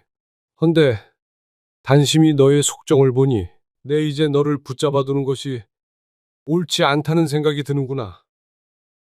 단심이 고개를 번쩍 들었다. 아버님, 저는 그런 뜻이 아니옵니다. 그저 마음이 외로워 잠시 저도 모르게 마음이 동했나 봅니다. 다시는 이분을 만나지 않겠습니다. 그러니 제발 노여움 푸시옵소서. 서참판이 고개를 저으며 말을 이었다. 그 마음 내가 모르겠느냐. 네 나이에 남편 잃고 우리 집 귀신으로 평생 살아야 한다니 마음이 얼마나 무거웠겠느냐. 이제는 내가 정든 이 총각과 함께 새 삶을 살아가는 것이 하늘의 뜻일지도 모르지. 단심은 눈물을 왈칵 쏟아내었고 총각은 그제야 눈을 들어 서참판을 똑바로 바라보았다. 나으리, 죄송하옵니다. 소희는 그저 저 여인이 가여워 마음이 움직였을 뿐이옵니다. 그리 긴 세월 속을 다 버려가며 수절하시던 모습을 볼 때마다 어찌 그리 가슴이 저리던지 나으리께서 허락만 해주신다면 소희는 이분을 끝까지 지키며 살겠습니다. 비록 집안도 변변치 못하고 가진 것 하나 없사오나 두고두고 후회 없는 삶을 살게 해드리겠사옵니다. 목숨 걸고 잘 모시겠습니다. 허나 이 일이 세상에 드러나면 우리 집안은 수치를 면치 못할 것이고 너희 또한 천한 죄인 취급을 받을 게다. 그러니 계획을 세워야겠다. 계획이요? 그래. 우리는 네가 병들어 죽은 것으로 위장할 것이다. 밤새 배앓이로 숨을 거뒀다고 소문을 내고 내 손으로 직접 염을 관을 만들어 장사를 치르겠다. 그러니 그날 밤 너희 둘은 어둠을 틈타 이 고을을 떠나거라. 단심과 총각은 숨을 죽인 채 서로의 눈을 바라보았다. 단심이야. 비록 내 며느리로 들어왔으나 내게는 딸 같은 아이요. 마음이 유하고도 여려 눈물도 많다만 심성이 참 고운 아이이니 자네가 부디 우리 며느라기를 품어주게. 아무쪼록 내가 건넨 돈으로 약초방 하나는 차릴 수 있을 것이니 너는 단심이 고생 않게 해주게. 부디 우리 며느라기를 잘 부탁하네. 이것이 내 너를 향한 마지막 정인이라. 그날 밤부터 서참판은 이 집 저 집 돌아다니며 며느리가 중병을 앓는다며 약방문을 구해댔다. 밤이면 뜬 눈으로 지새우며 낮이면 의원을 부르고 부적을 붙이며 동네를 들쑤셨다. 며칠을 그렇게 소란을 피우니 동네 사람들은 모두 입을 모아 단심이 나흘을 넘기기 어렵다더라. 수군대기 시작하였다. 며칠이 흐르고 드디어 며느리가 눈을 감았다는 소문이 돌자 서참판은 마을 어른들을 불러 장례를 치르겠노라 야단을 떨었다. 사람들이 모여든 날, 방 한켠에 놓인 염습상 위에 흰 보자기로 덮인 가짜 시신이 놓였다. 모양만 갖춘 헛장이었으나 아무도 눈치채지 못하였다. 그때 서참판이 단호히 일갈하였다. 이 불쌍한 계집은 내가 손수 보내야 하오. 염은 다른 이들 손에 맡길 수 없으니 누구도 가까이 들지 마시오. 그리하여 서참판 내외는 방 안으로 들어가 몰래 만들어둔 허수아비 같은 가짜 시신에 흰 수의를 입히고는 관 속에 조심스레 눕혔다. 장례는 조촐하나 흐트러짐 없이 마무리되었고 며느리의 친정에서도 죽은 것이 차라리 다행이다 하며 별탈 없이 넘어갔다. 세월이 흘러 며느리가 떠난 지도 어느덧 3년. 서참판은 서울에 올라갈 일이 있어 객지기를 나섰다. 날이 어둑해지자 도중 한 기와집에 유숙하게 되었는데 저녁상을 받고 밥을 입에 넣는 순간 문득 놀라 두 눈이 휘둥그레졌다. 아니, 이 국물 맛은 우리 며느라기가 해주던 그 맛인데. 서참판은 숟가락을 내려놓고 말없이 마당을 거닐었다. 저녁 노을이 지고 서늘한 바람이 옷깃을 스쳤다. 그때 담장 너머 어디선가 다듬이질 소리가 들려왔다. 소리에 이끌려 조심스레 고개를 들이밀자 마루 끝에 앉아 조용히 다듬이질을 하고 있는 여인이 눈에 들어왔다. 그 옆에는 한 사내 아이, 2살 되어 보이는 어린아이가 그녀 곁에 찰싹 붙어 앉아 놀고 있었다. 여인은 머리에 쪽을 단정히 틀고 소복을 입었으며 얼굴엔 해맑은 웃음이 서려 있었다. 그 모습, 그 손짓, 그 미소까지도 분명히 며느리 단심이었다. 깜짝 놀란 서참판은 숨소리조차 죽인 채 뒷걸음질 쳤다. 그리곤 날없이 그 집을 빠져나왔다. 입안에 머물던 따뜻한 국물의 맛은 어느새 사라졌고 죽은 아들의 얼굴이 아른거리며 가슴 속에서 일렁였다. 그는 길가의 집단 무더기 앞에 주저앉아 긴 집 한 줄기를 뽑아 목 깊숙이 밀어넣고는 그날 저녁 먹은 것을 모조리 개원했다. 내 자식은 저승에 있어 살아서는 다시는 볼 수 없건만 너는 잘 살고 있구나. 그래, 한심아. 산 사람은 살아야 되지 않겠냐. 너만은 부디 내 아들 목까지 오래오래 잘 살아다오. 가슴 속에서 허망함이 일렁이며 터져나왔다. 슬픔인지 안도인지 모를 감정이 엉켜 목울대를 꾹꾹 눌러댔다. 그러나 서참파는 눈물 한 방울 흘리지 않았다. 그저 말없이 먼 길을 걸어 발끝이 닿는 대로 서울을 향해 떠났다.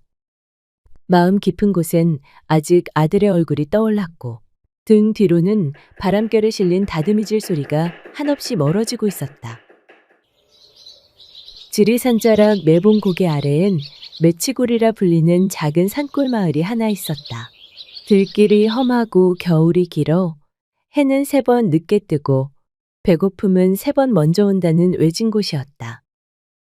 그 마을 끝자락엔 초라한 초가집 한 채가 바위 틈에 비스듬히 기대어 서 있었다. 그 집엔 늙은 어머니, 최씨 부인과 다리를 저는 외아들 봉길이 살고 있었다. 봉길은 어려서 앓은 열병 탓에 왼쪽 다리에 힘이 없었고 곧은 발걸음을 가져본 적이 없었다. 그런 몸으로도 먹고 살자고 날마다 산에 올라 장작을 지고 내려왔지만 지게는 가벼웠고 그의 삶은 늘 무거웠다. 최씨 부인 또한 병든 몸을 이끌고 새벽이면 들로 나갔다. 봄이면 나물 캐고 여름엔 버들잎을 따고 가을엔 도토리를 주워왔다. 허나 눈 덮인 겨울엔 남는 건 발자국뿐 손에는 아무것도 들린 게 없었다. 끓일 것도 지을 것도 마땅치 않아 배를 곪는 날이 더 많았다. 어머니, 오늘은 뭐 좀 드셨습니까?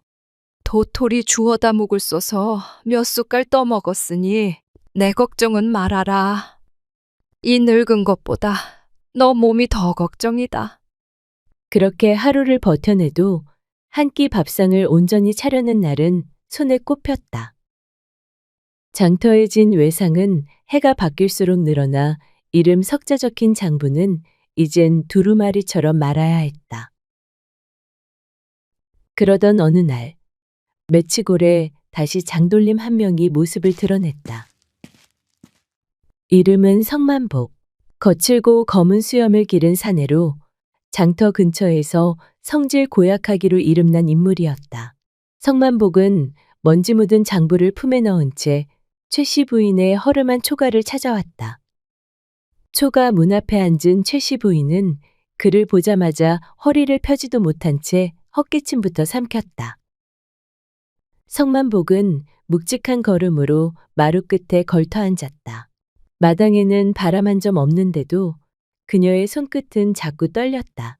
그리고 그가 꺼낸 것은 쌀자루가 아니라 외상 이름이 가득 적힌 장부 한 권이었다. 최씨 부인, 그는 낮고 무거운 목소리로 말했다. 이제는 나도 손 털어야 할 때가 됐소. 장부에 적힌 글자가 사람을 눌러 죽일 지경이니. 장부를 한 장 넘기자 최씨 부인의 이름 아래엔 곡식, 장, 멸치, 소금, 생강. 살아보겠다고 외상낸 품목들이 줄줄이 적혀 있었다. 빚은 빚이고 도리는 도리다만 나도 사람이요. 이만큼 봐줬으면 이젠 갚을 때도 되지 않았소? 성만복은 장부를 툭 덮으며 입꼬리를 삐죽 올렸다. 그는 잠시 말을 멈추고 장부를 슬쩍 어루만졌다. 손끝에서 느껴지는 묵은 종이의 질감이 마치 사람 목줄이라도 되는 것 마냥 뻣뻣하고 무거웠다. 성만복은 고개를 숙이며 서 있는 최씨 부인을 올려다보며 말했다. 최씨 집이 외상 갚기 힘든 형편이란 걸 내가 왜 모르겠어? 그래서 말인데 이 많은 외상 없던 셈으로 돌릴 수 있는 방도가 하나 있긴 있소만. 최씨 부인은 두 눈을 크게 떴다. 허나 그 제안은 기대라기보다 불길한 예감에 가까웠다.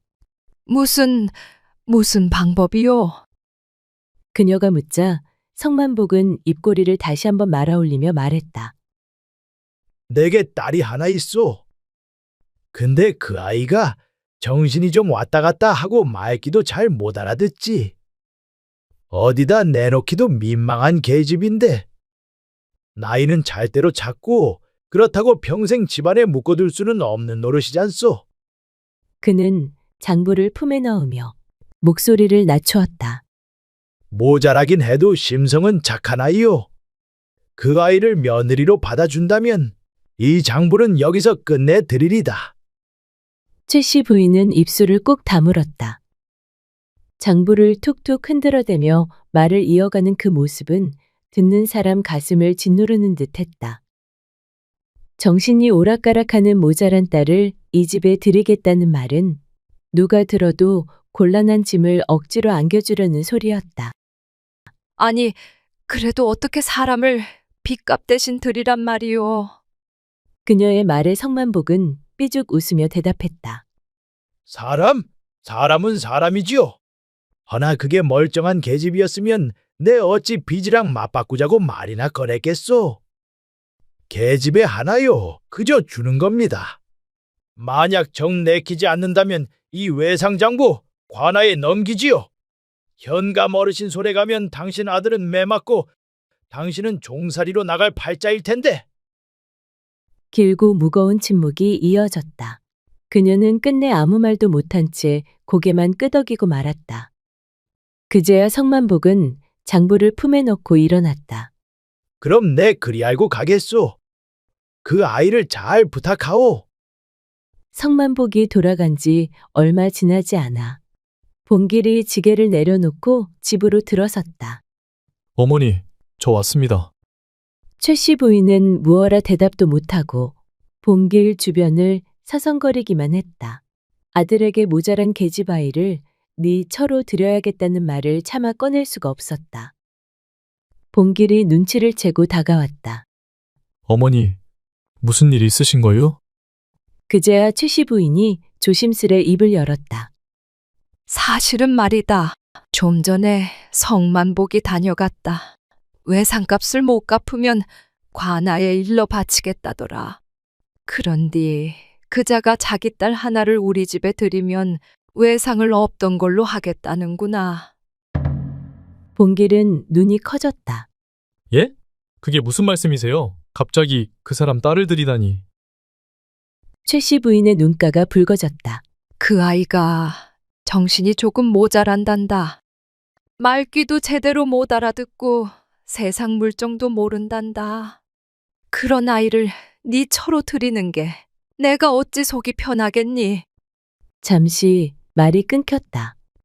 방 안은 나뭇가지 부딪히는 소리만 들렸다. 봉길은 조용히 고개를 숙였다. 그리고 한참을 그렇게 있다가 천천히 입을 열었다. 어머니, 저는 괜찮습니다. 이렇게 가난한 집에다 다리까지 불편한 저한테 어느 누가 시집을 오려고 하겠습니까? 그런 처자라도 저한테 시집 오겠다는 것만 해도 그저 고마운 거지요. 그 말에 최 씨 부인은 고개를 돌렸다.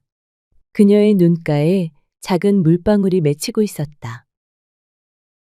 해가 산마루 너머로 기울 무렵 맺히골 끝자락 초가 앞에 먼 길을 걸어온 낯선 소녀가 모습을 드러냈다. 들꽃이 흐드러진 고갯길. 그 아래서 복수는 맨발로 서 있었다.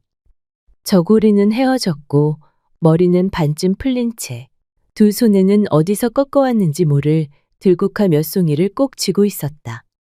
해가 질 무렵 들판에서 놀다 돌아온 아이처럼 해맑은 웃음을 머금고 있었다. 최 씨 부인은 그 모습을 보고도 한동안 아무 말도 하지 못했다.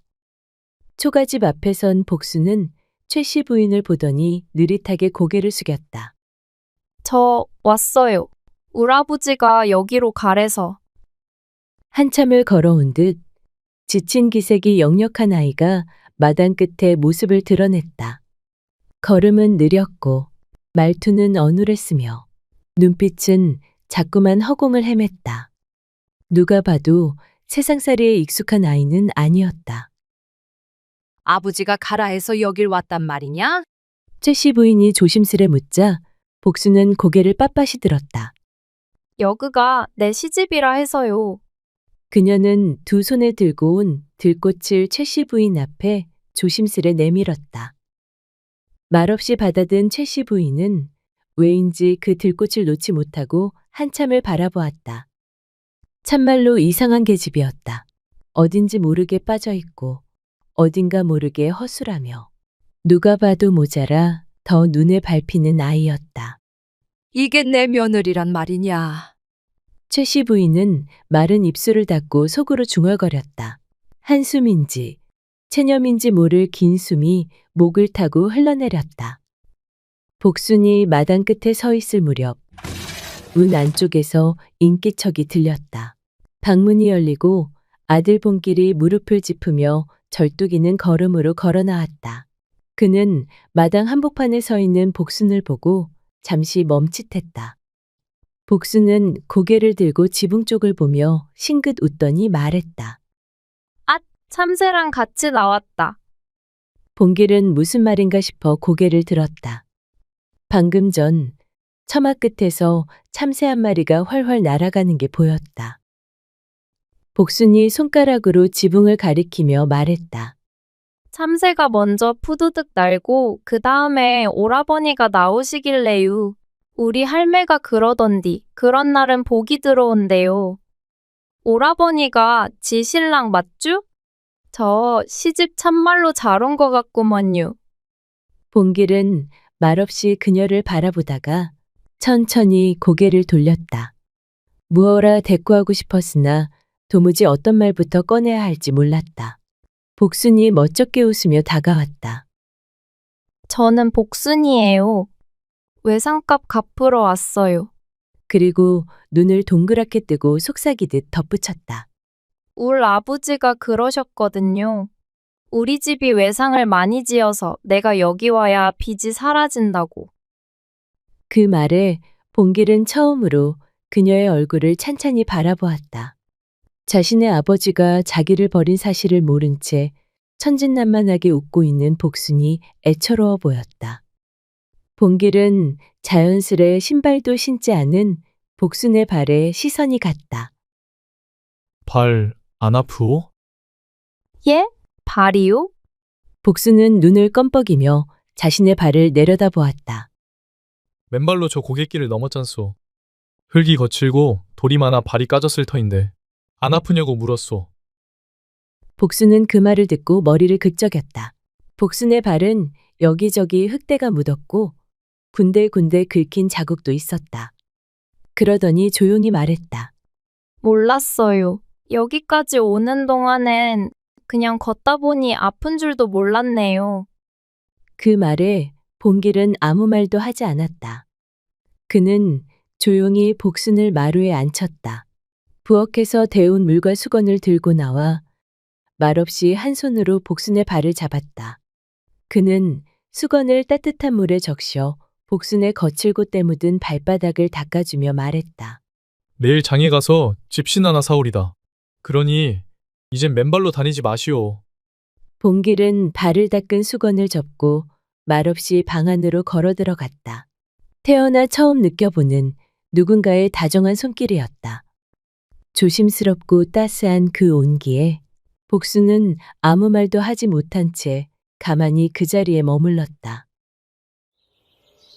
복순이가 시집 온 지 며칠이 지났건만 집안은 고요해지기는커녕 도리어 더 뒤숭숭해졌다.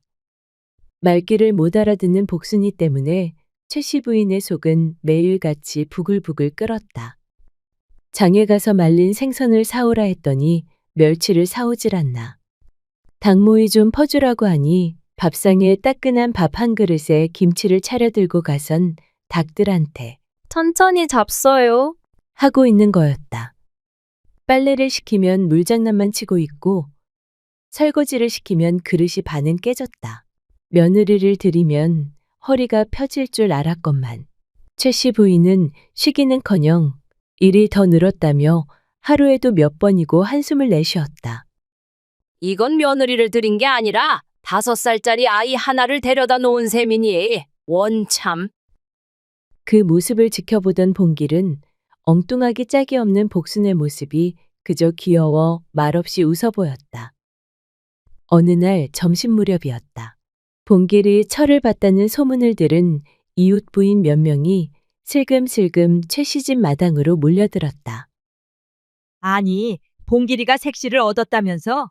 이웃 부인이 대문을 슬쩍 밀며 속삭였다. 그러자 옆에 있던 또 다른 부인이 고개를 푹 내밀며 말을 보탰다. 그러게 도대체 어떤 처처가 시집을 왔을까? 얼굴 좀 보자 하고 왔지 뭐유. 마당에서 빨래를 걷고 있던 시어머니는 부인들이 마당에 들어오는 걸 보고는 얼굴이 하얘졌다.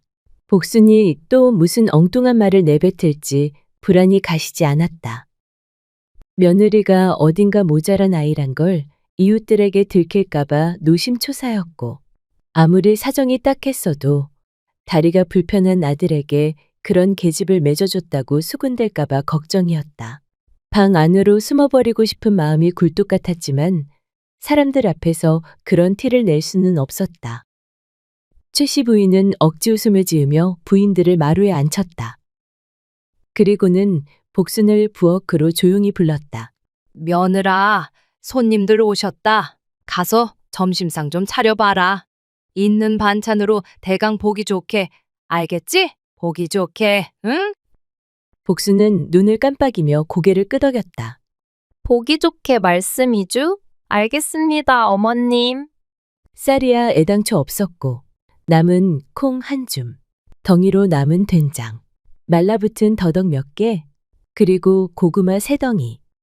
복순은 이리저리 재보다가 고구마 3덩이를 찐 뒤 절구에 넣고 정성스레 찢기 시작했다. 이렇게 쿵쿵 찌으면 떡처럼 되겠지? 고구마를 찢던 중 옆에 놓여있던 삶은 율무 바가지를 실수로 건드리고 말았다. 그 바람에 율무 한 줌이 고구마 반주기로 툭 떨어져 버렸다. 어머, 이거 어쩌지? 에잇, 모르겠다. 그냥 같이 섞어버려야겠다. 복순은 손으로 휘휘 저어 그대로 섞어버렸다. 잠시 후 복순이 상을 들고 나왔다. 호박잎국, 고구마떡, 된장 더덕구이, 콩밥. 차려나온 음식을 보니 최씨 부인은 속이 타들어갔다. 또 별 희한한 걸 만들어 왔구먼. 에휴, 이걸 입에 댈 수나 있을런지 모르겠네. 먼저 한 부인이 조심스레 고구마를 한 입 떼어 먹었다. 잠시 후 그 표정이 바뀌었다. 실수로 율무가 섞인 고구마떡은 은은한 단맛에 톡톡 씹히는 고소한 식감이 더해졌다. 몸에 뭐가 톡톡 씹히는 게 이게 참말로 묘하게 맛있네. 이 떡 고구마만 찌은 게 아닌 것 같은데 이거 어디서 배운 거유? 복순은 수줍게 고개를 숙이며 대답했다. 배운 건 아니고요. 고구마 찢다가 옆에 있던 율무를 쏟아버려서 버리기 아까워 그냥 섞어버린 건디요. 부인들이 웃음을 터뜨렸다. 아이고야, 실수로 만들었단 거유? 그래도 이게 어지간한 떡보다 낫다니까. 고구마 떡 이거 장터에 내놔도 잘 팔리겠는데요? 색시가 요리 솜씨가 있구만. 국도 구수하고 더덕구이도 맛있게 잘 구웠고. 최씨 부인은 멍하니 그 모습을 바라보며 속으로 중얼거렸다. 아니, 그럴 리가 없는데? 그녀는 체면 구기지 않게 하려고 그저 점심상이나 하나 차려보라 했을 뿐인데 그게 사람들의 입맛에 맞아떨어질 줄은 꿈에도 몰랐다. 혼자 마당가에 멍하니 서 있던 최씨 부인은 복순이의 뒤통수를 바라보며 천천히 혼잣말을 뱉었다.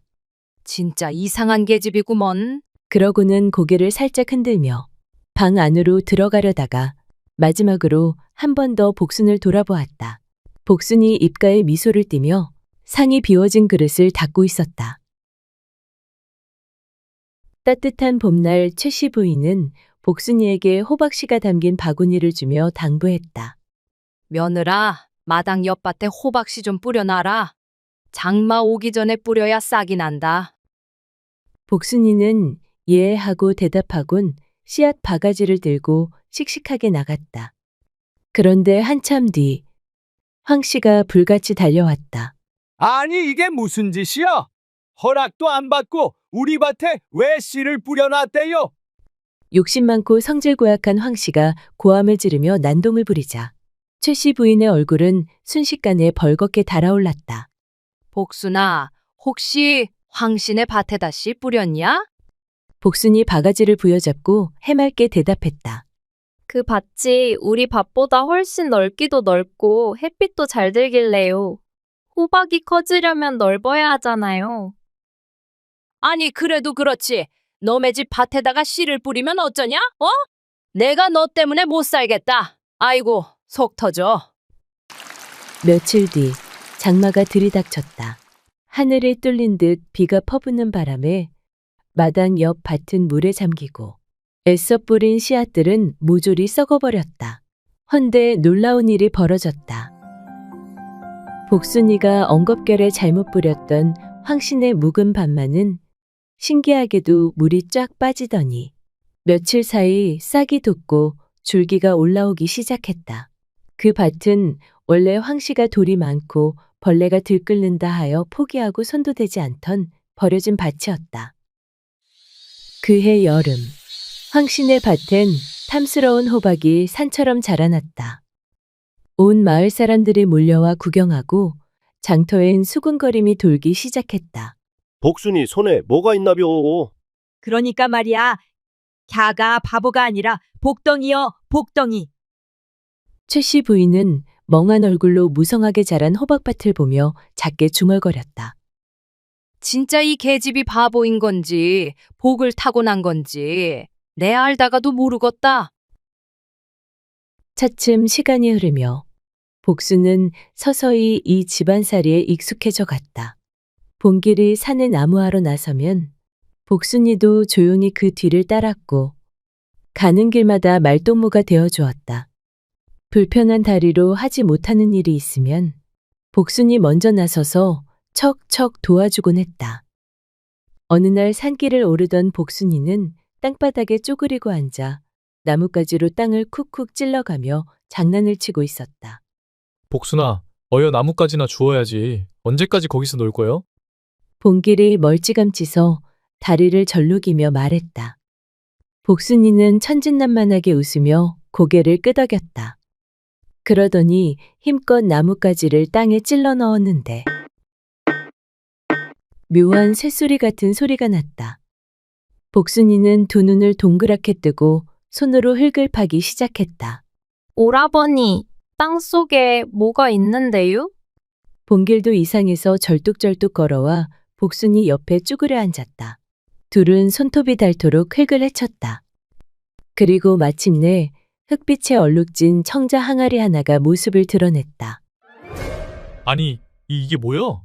봉길은 숨을 삼켰다. 복순이는 두 손으로 조심스레 항아리를 꺼내더니 덮여있던 뚜껑을 살짝 열었다. 그 순간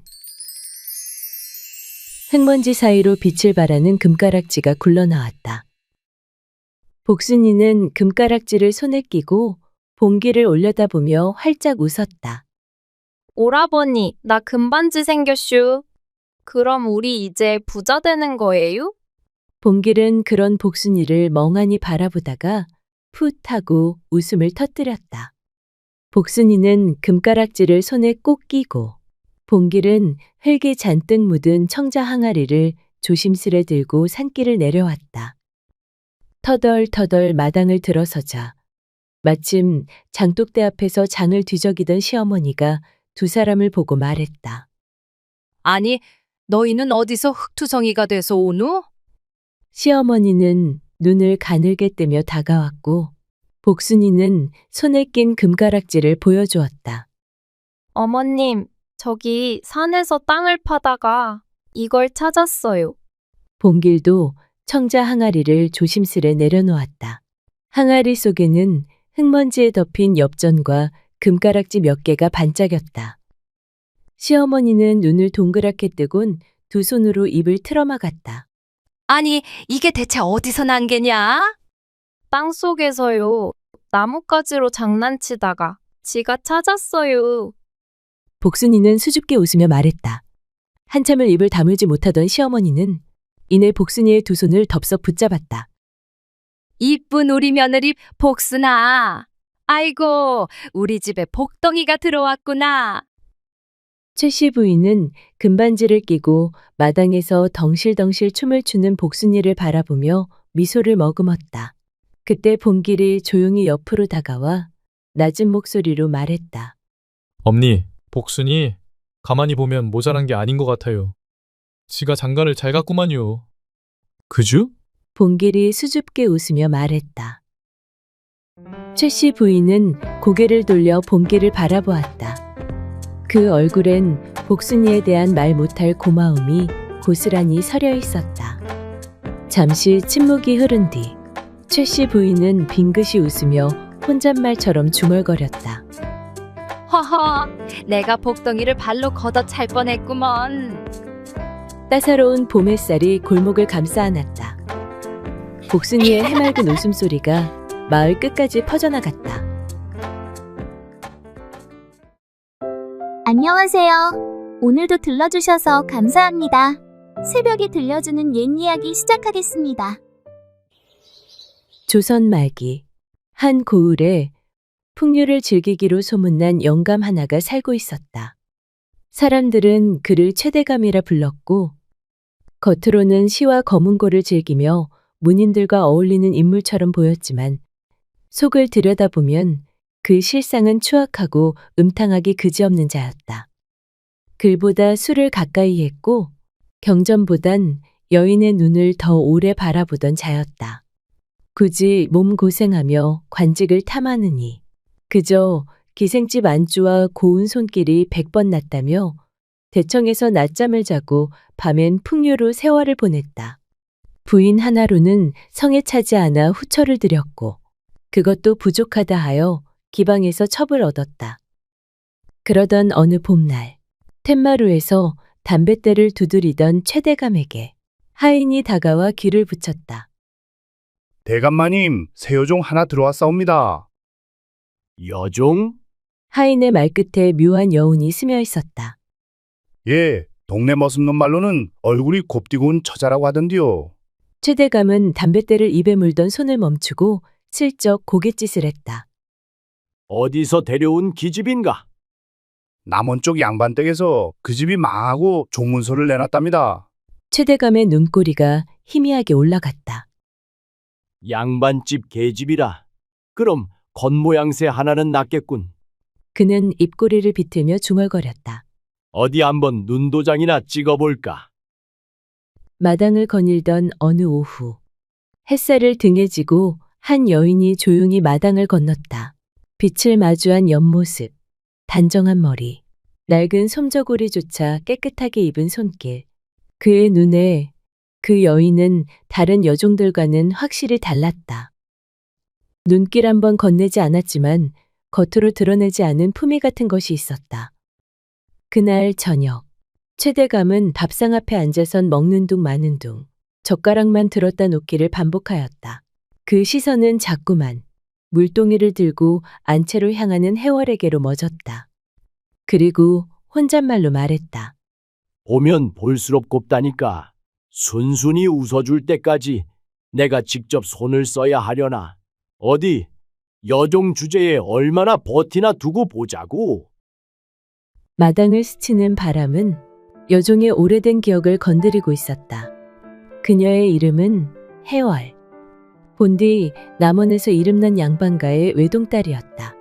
아버지는 고지식한 선비였고 글로써 백성을 논하고 왕을 곧게 나무라던 분이었다.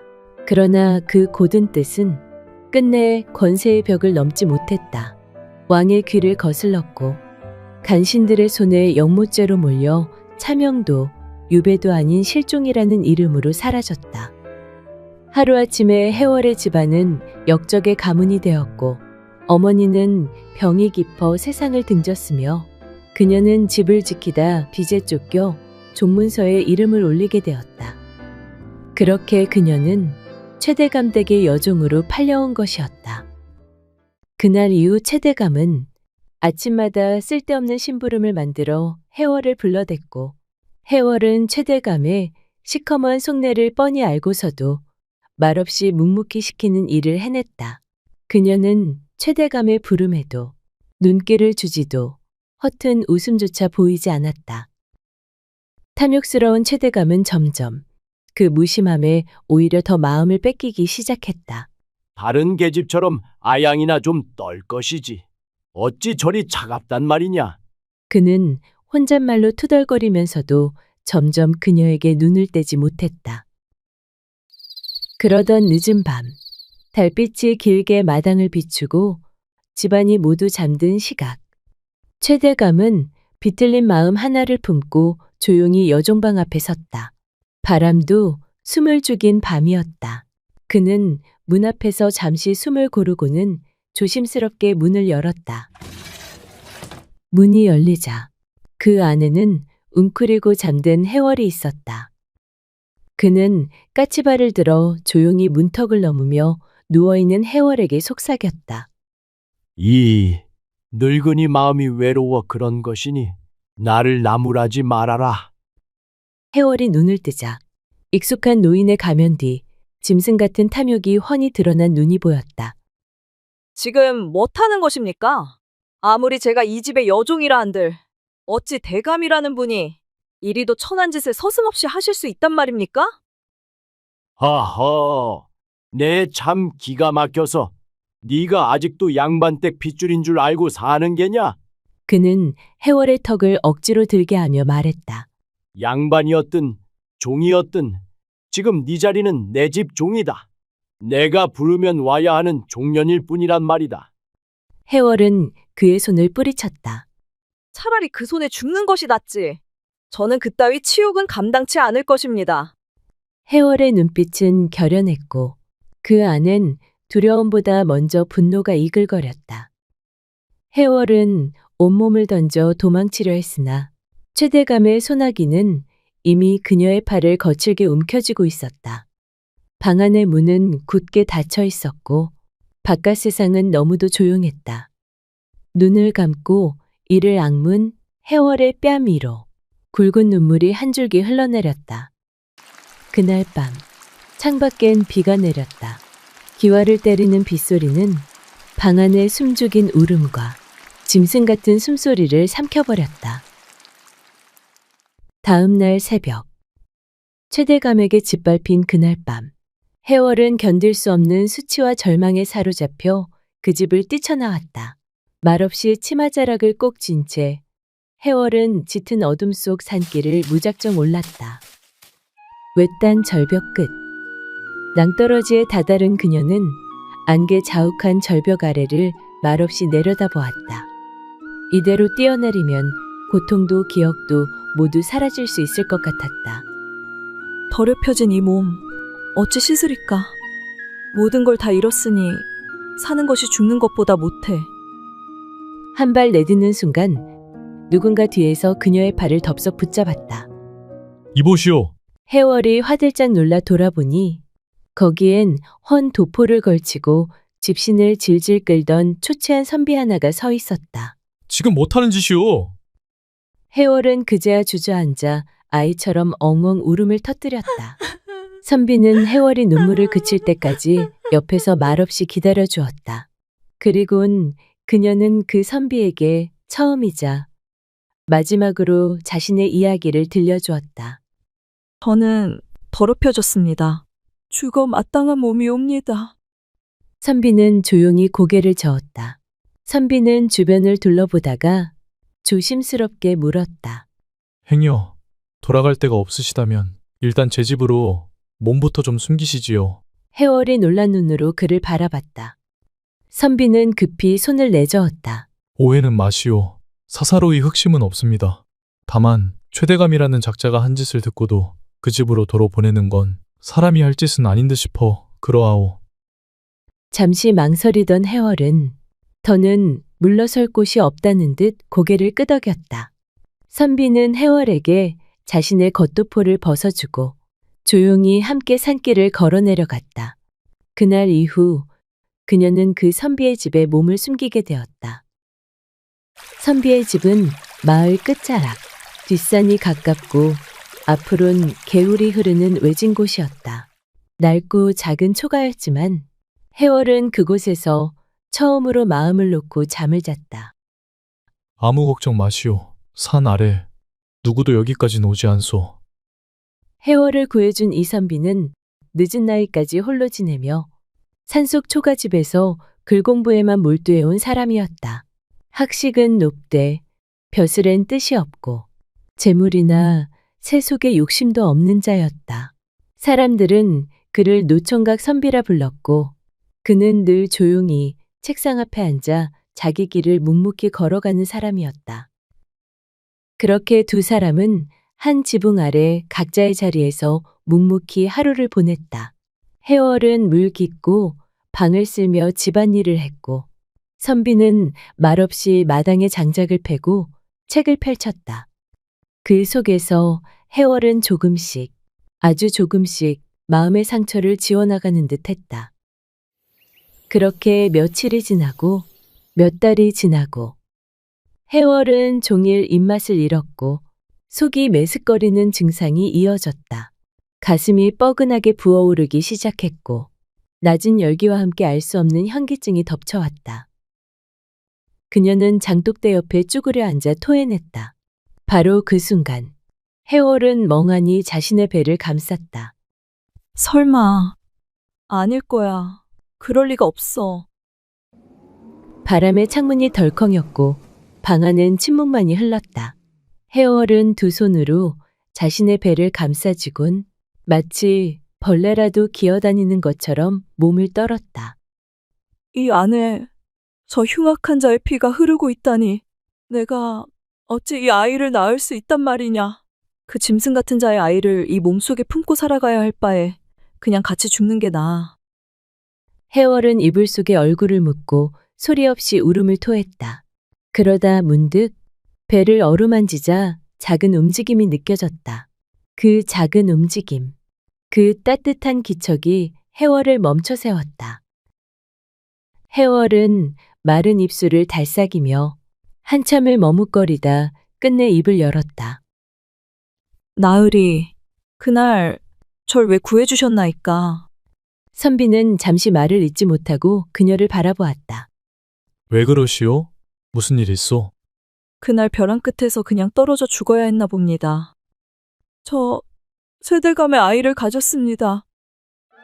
해월의 말에 선비는 놀라 두 눈을 부릅뜨며 숨을 삼켰다. 입술이 말라붙은 듯 당장 아무 말도 하지 못했다. 등불 아래 해월의 고개는 점점 더 낮아졌고 마른 입술 사이로 억눌린 한숨이 새어나왔다. 이제라도 제게 등을 돌리셔도 좋습니다. 비웃으셔도 괜찮고 내쫓으셔도 괜찮습니다. 해월은 떨리는 손으로 배를 감쌌다. 그러나 그때 선비는 천천히 숨을 고르더니 말없이 그녀에게로 다가와 조심스레 등을 감쌌다. 그의 손길은 따뜻했고 조용했다. 당신과 이 아이는 죄가 없소. 죄를 지은 자는 오직 그자 하나뿐이오. 감히 청하건대 그대가 허락해준다면 이 아이의 아비가 되고 싶소이다. 그대와 이 아이 더는 세상에 홀로 남지 않게 내가 곁에서 지켜주게 해주시오. 해월은 그대로 선비의 품에 무너졌다. 처음으로 사람 품에서 흐느껴 울었다. 그녀는 더 이상 말하지 않았다. 말 대신 가슴속 깊은 응어리를 눈물로 쏟아냈다. 그리하여 선비와 해월은 조촐하게 둘만의 혼례를 올리고 부부의 연을 맺었다. 바람결이 따뜻해질 무렵 해월의 몸은 점점 무거워졌다. 그리고 어느 봄날 새벽 바람에 떨던 촛불 하나 아래 해월은 조용히 아이를 품에 안았다.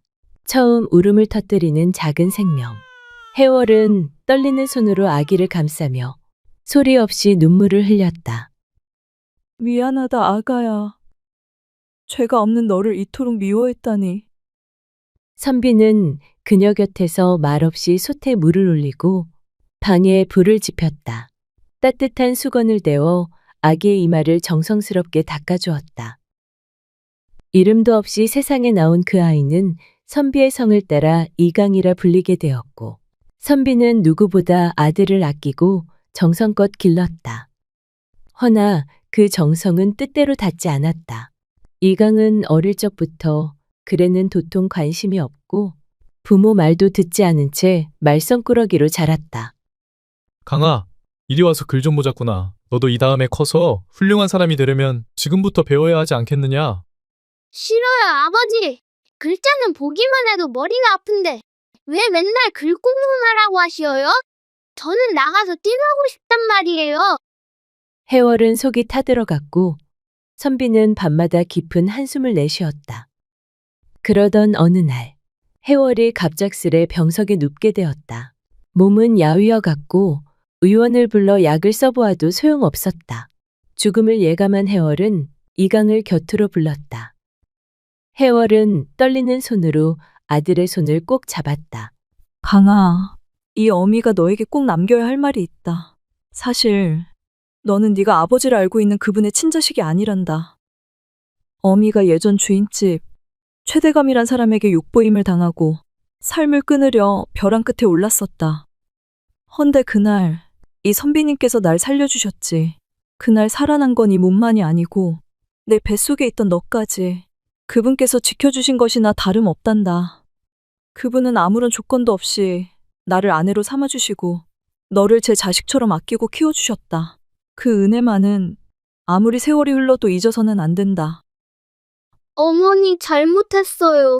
이제 글 공부도 열심히 하고 아버지 말씀도 잘 들을게요. 그러니 제발 눈 좀 떠보세요, 어머니. 강희의 애원에도 해월은 끝내 아들 손을 꼭 쥔 채 눈을 감았다. 소년 이강은 그날 밤 단 한마디도 하지 못한 채 무릎을 꿇은 채 울고 또 울었다. 그날 이후 이강은 달라졌다.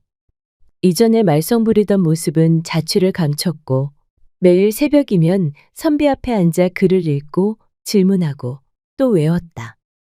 그렇게 시간이 흘러 어느덧 장성한 총각이 된 강희는 자신의 친아버지가 누구인지 조심스레 마음에 품기 시작했다. 어머니를 지독히 괴롭혔던 최대감을 생각하면 속이 끓고 피가 거꾸로 솟는 듯 했으나 한편으로는 자신을 이 땅에 낳게 한 자가 누구인지 알고 싶은 마음도 조금씩 커져갔다. 강희는 이 선비에게 며칠간 한양에 다녀오겠노라 말한 뒤 몰래 발걸음을 최대감이 있는 그 고을로 향하였다. 어머니가 끝내 돌아보고 싶지 않아 하던 그 마을. 어릴 적 가을이면 어머니는 노랗게 물든 은행잎을 한참 바라보고 말하셨다. 어미는 저 나무만 보면 잊고 싶은 그 집이 자꾸 떠오른단다. 그 기와집 마당엔 큰 은행나무 한 그루가 우뚝 서 있었지. 그 말을 남기곤 늘 말을 잊지 못하고 고개를 돌리셨다. 세월이 흘러 그 기억을 떠올린 강희는 은행나무가 기와집을 지키고 있는 집을 찾아 나섰다. 그 말만 붙잡고 강희는 낯선 길을 묵묵히 걸었다. 그렇게 얼마를 걸었을까? 마침내 강희는 노란 은행잎이 마당을 가득 덮고 있는 커다란 기와집 앞에 다다랐다. 기와지붕은 높았고 은행잎은 마당을 가득 덮고 있었다. 그때 대문이 열리더니 기웃거리던 강희 앞으로 머슴 하나가 나섰다. 여길 왜 기웃거리는 게냐? 혹시 여기가 최대감님 댁이옵니까? 맞는데 넌 무슨 일로 대감마님을 찾느냐? 드릴 말씀이 있어 찾아왔사옵니다. 잠깐 기다려라. 잠시 뒤 강희는 머슴의 손에 이끌려 최대감 앞에 무릎을 꿇게 되었다. 늙은 대감은 강희를 위아래로 훑어보더니 비웃듯 입꼬리를 비틀었다.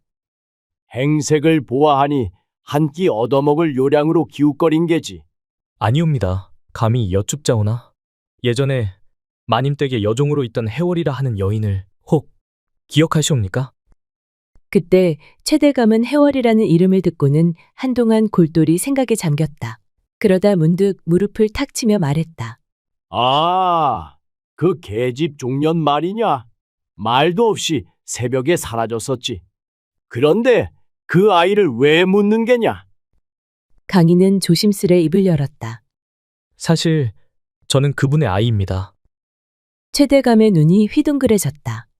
뭐라고? 네가 해월이 그 종년의 자식이라고? 그는 이내 눈썹을 찌푸리며 다그쳤다. 그런데 네가 무슨 일로 나를 찾아왔단 말이냐? 강희는 떨리는 목소리로 말했다. 그게 저는 대감님의 자식이기 때문입니다. 뭐라? 강희의 말을 들은 최대감은 얼굴이 붉게 달아오르더니 황급히 마당에 놓인 물량동이를 들어 강희에게 그대로 끼얹었다. 차가운 물벼락에 정신이 번쩍 든 강희는 두 주먹을 불끈 쥐고 이를 악문 채 최대감을 올려다보았다. 그때 최대감의 입에서는 비열하고 차가운 말이 쏟아졌다. 이놈이 어디서 말도 안 되는 소리를 짓거리는 게야? 네 놈이 여기 기웃거린 건 겨우 몇 푼 뜯어가려는 심산이었겠지. 애끼 이놈, 당장 썩 물러가지 못할까? 천한 종년의 핏줄 따위가 여기가 어디라고 와서 말도 안 되는 소리를 하는 게야. 얼굴과 옷이 흠뻑 젖은 강희는 얼어붙은 듯 말이 없었다. 야 이놈아, 썩 꺼져라! 그러나 이내 부르르 떨리는 손으로 주먹을 움켜쥐고 조용히 일어섰다. 그토록 어머니를 괴롭히고 자신을 세상에 태어나게 한 자가 이토록 비열하고 교활한 자라는 것을 뼈저리게 깨달았다. 이런 자를 아버지라 생각하고 찾아온 내가 바보였다. 강희는 이를 악물었다. 속이 뒤틀릴 만큼 분했다. 겨우 한 조각의 정이라도 있을까 기대했던 어리석은 마음이 부끄러웠다. 돌아서 걷는 강희의 뒷모습은 그 어느 때보다도 무겁고 단단해져 있었다. 강희는 젖은 옷을 입은 채 그 마을을 벗어났다.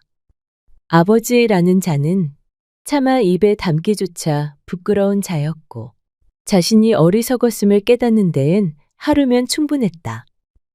진정한 아버지란 피를 나눈 자가 아니라 마음을 나눈이라는 걸 알게 된 순간이었다.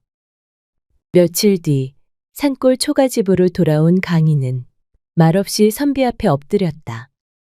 다녀왔습니다, 아버지. 선비는 조용히 차를 따르며 물었다. 그자가 너를 알아보았느냐? 강희는 손에 쥐고 있던 찻잔을 놓고 놀란 눈으로 선비를 바라보았다. 제가 그자를 만나러 갔다는 걸 어떻게 아셨습니까?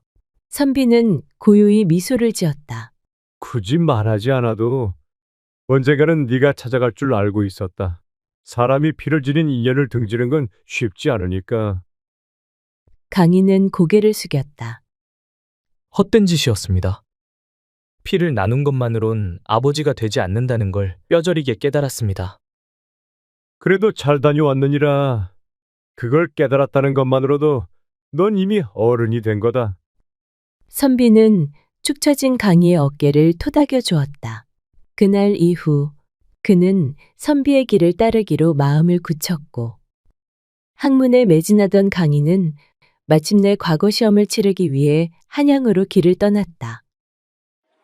눈 내리는 겨울, 쌀이 눈 맞으며 시험장에 들어선 강희는 수많은 이들과 나란히 서서 운명을 써내려 갔다. 그리고 마침내 홍패에 적힌 이름 이강. 그는 과거 시험에 당당히 급제하였다. 과거에 급제한 강희는 조정의 명을 받아 각지의 고을을 돌며 수령 역할을 하게 되었다. 젊은 나이였지만 백성의 고통을 귀담아 듣고 억울한 일을 제때 바로잡는 그를 백성들은 푸른 옷 입은 현감이라 불렀다. 그렇게 몇 해를 지나 강희는 낯익은 이름의 한 고을로 부임하게 되었다.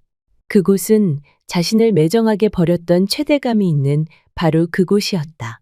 그를 업신여기고 어머니를 죽음으로 내몬 자. 최대감이 아직도 그곳에 살고 있다는 소문도 들려왔다. 부임한 지 얼마 지나지 않아 마을엔 묘한 소문이 돌기 시작했다. 밤마다 기방 여인을 부르고 서당선비 아내까지 말도 마시오. 아니, 늙어도 돈이 많으니 죄다 겁박하고 끌어들이지. 그런 자가 대감이라니 추하다 추해. 그러던 어느 날 관아 앞에 눈물 흘리는 젊은 여인이 엎드려 울며 호소했다. 제 남편이 외출한 사이 저를 강제로 끌고 들어가 몹쓸 짓을 하려 했습니다. 제발 도와주십시오, 나으리. 강희는 수사를 명했다. 그리고 확인된 그자의 이름은 바로 최대감. 그는 말년에 이르러 더욱 탐욕스러워졌고 관의 감시가 소홀한 틈을 타 여인들을 겁박하고 있었다. 강인은 관아뜰에 사람들을 모으고 부정한 대감에게 선고를 내렸다. 최대감은 타인의 아내를 겁박하고 수년간 다수의 여인을 손해된 중죄인으로 판명되었어. 이에 따라 곤장 100대를 명하노라.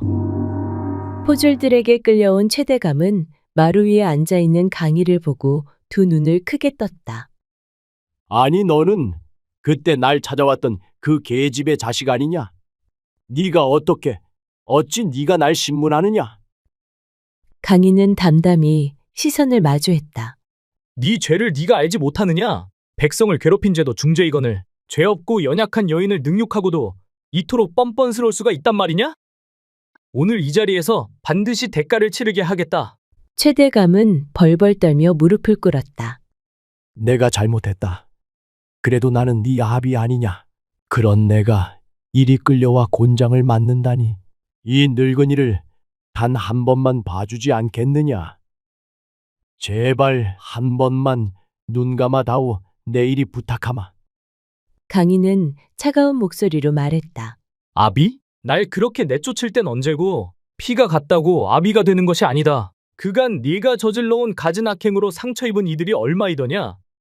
오늘은 네 죄에 대한 대가를 너 스스로 받게 될 날이니라. 여봐라, 곤장 100대 즉시 시행하라.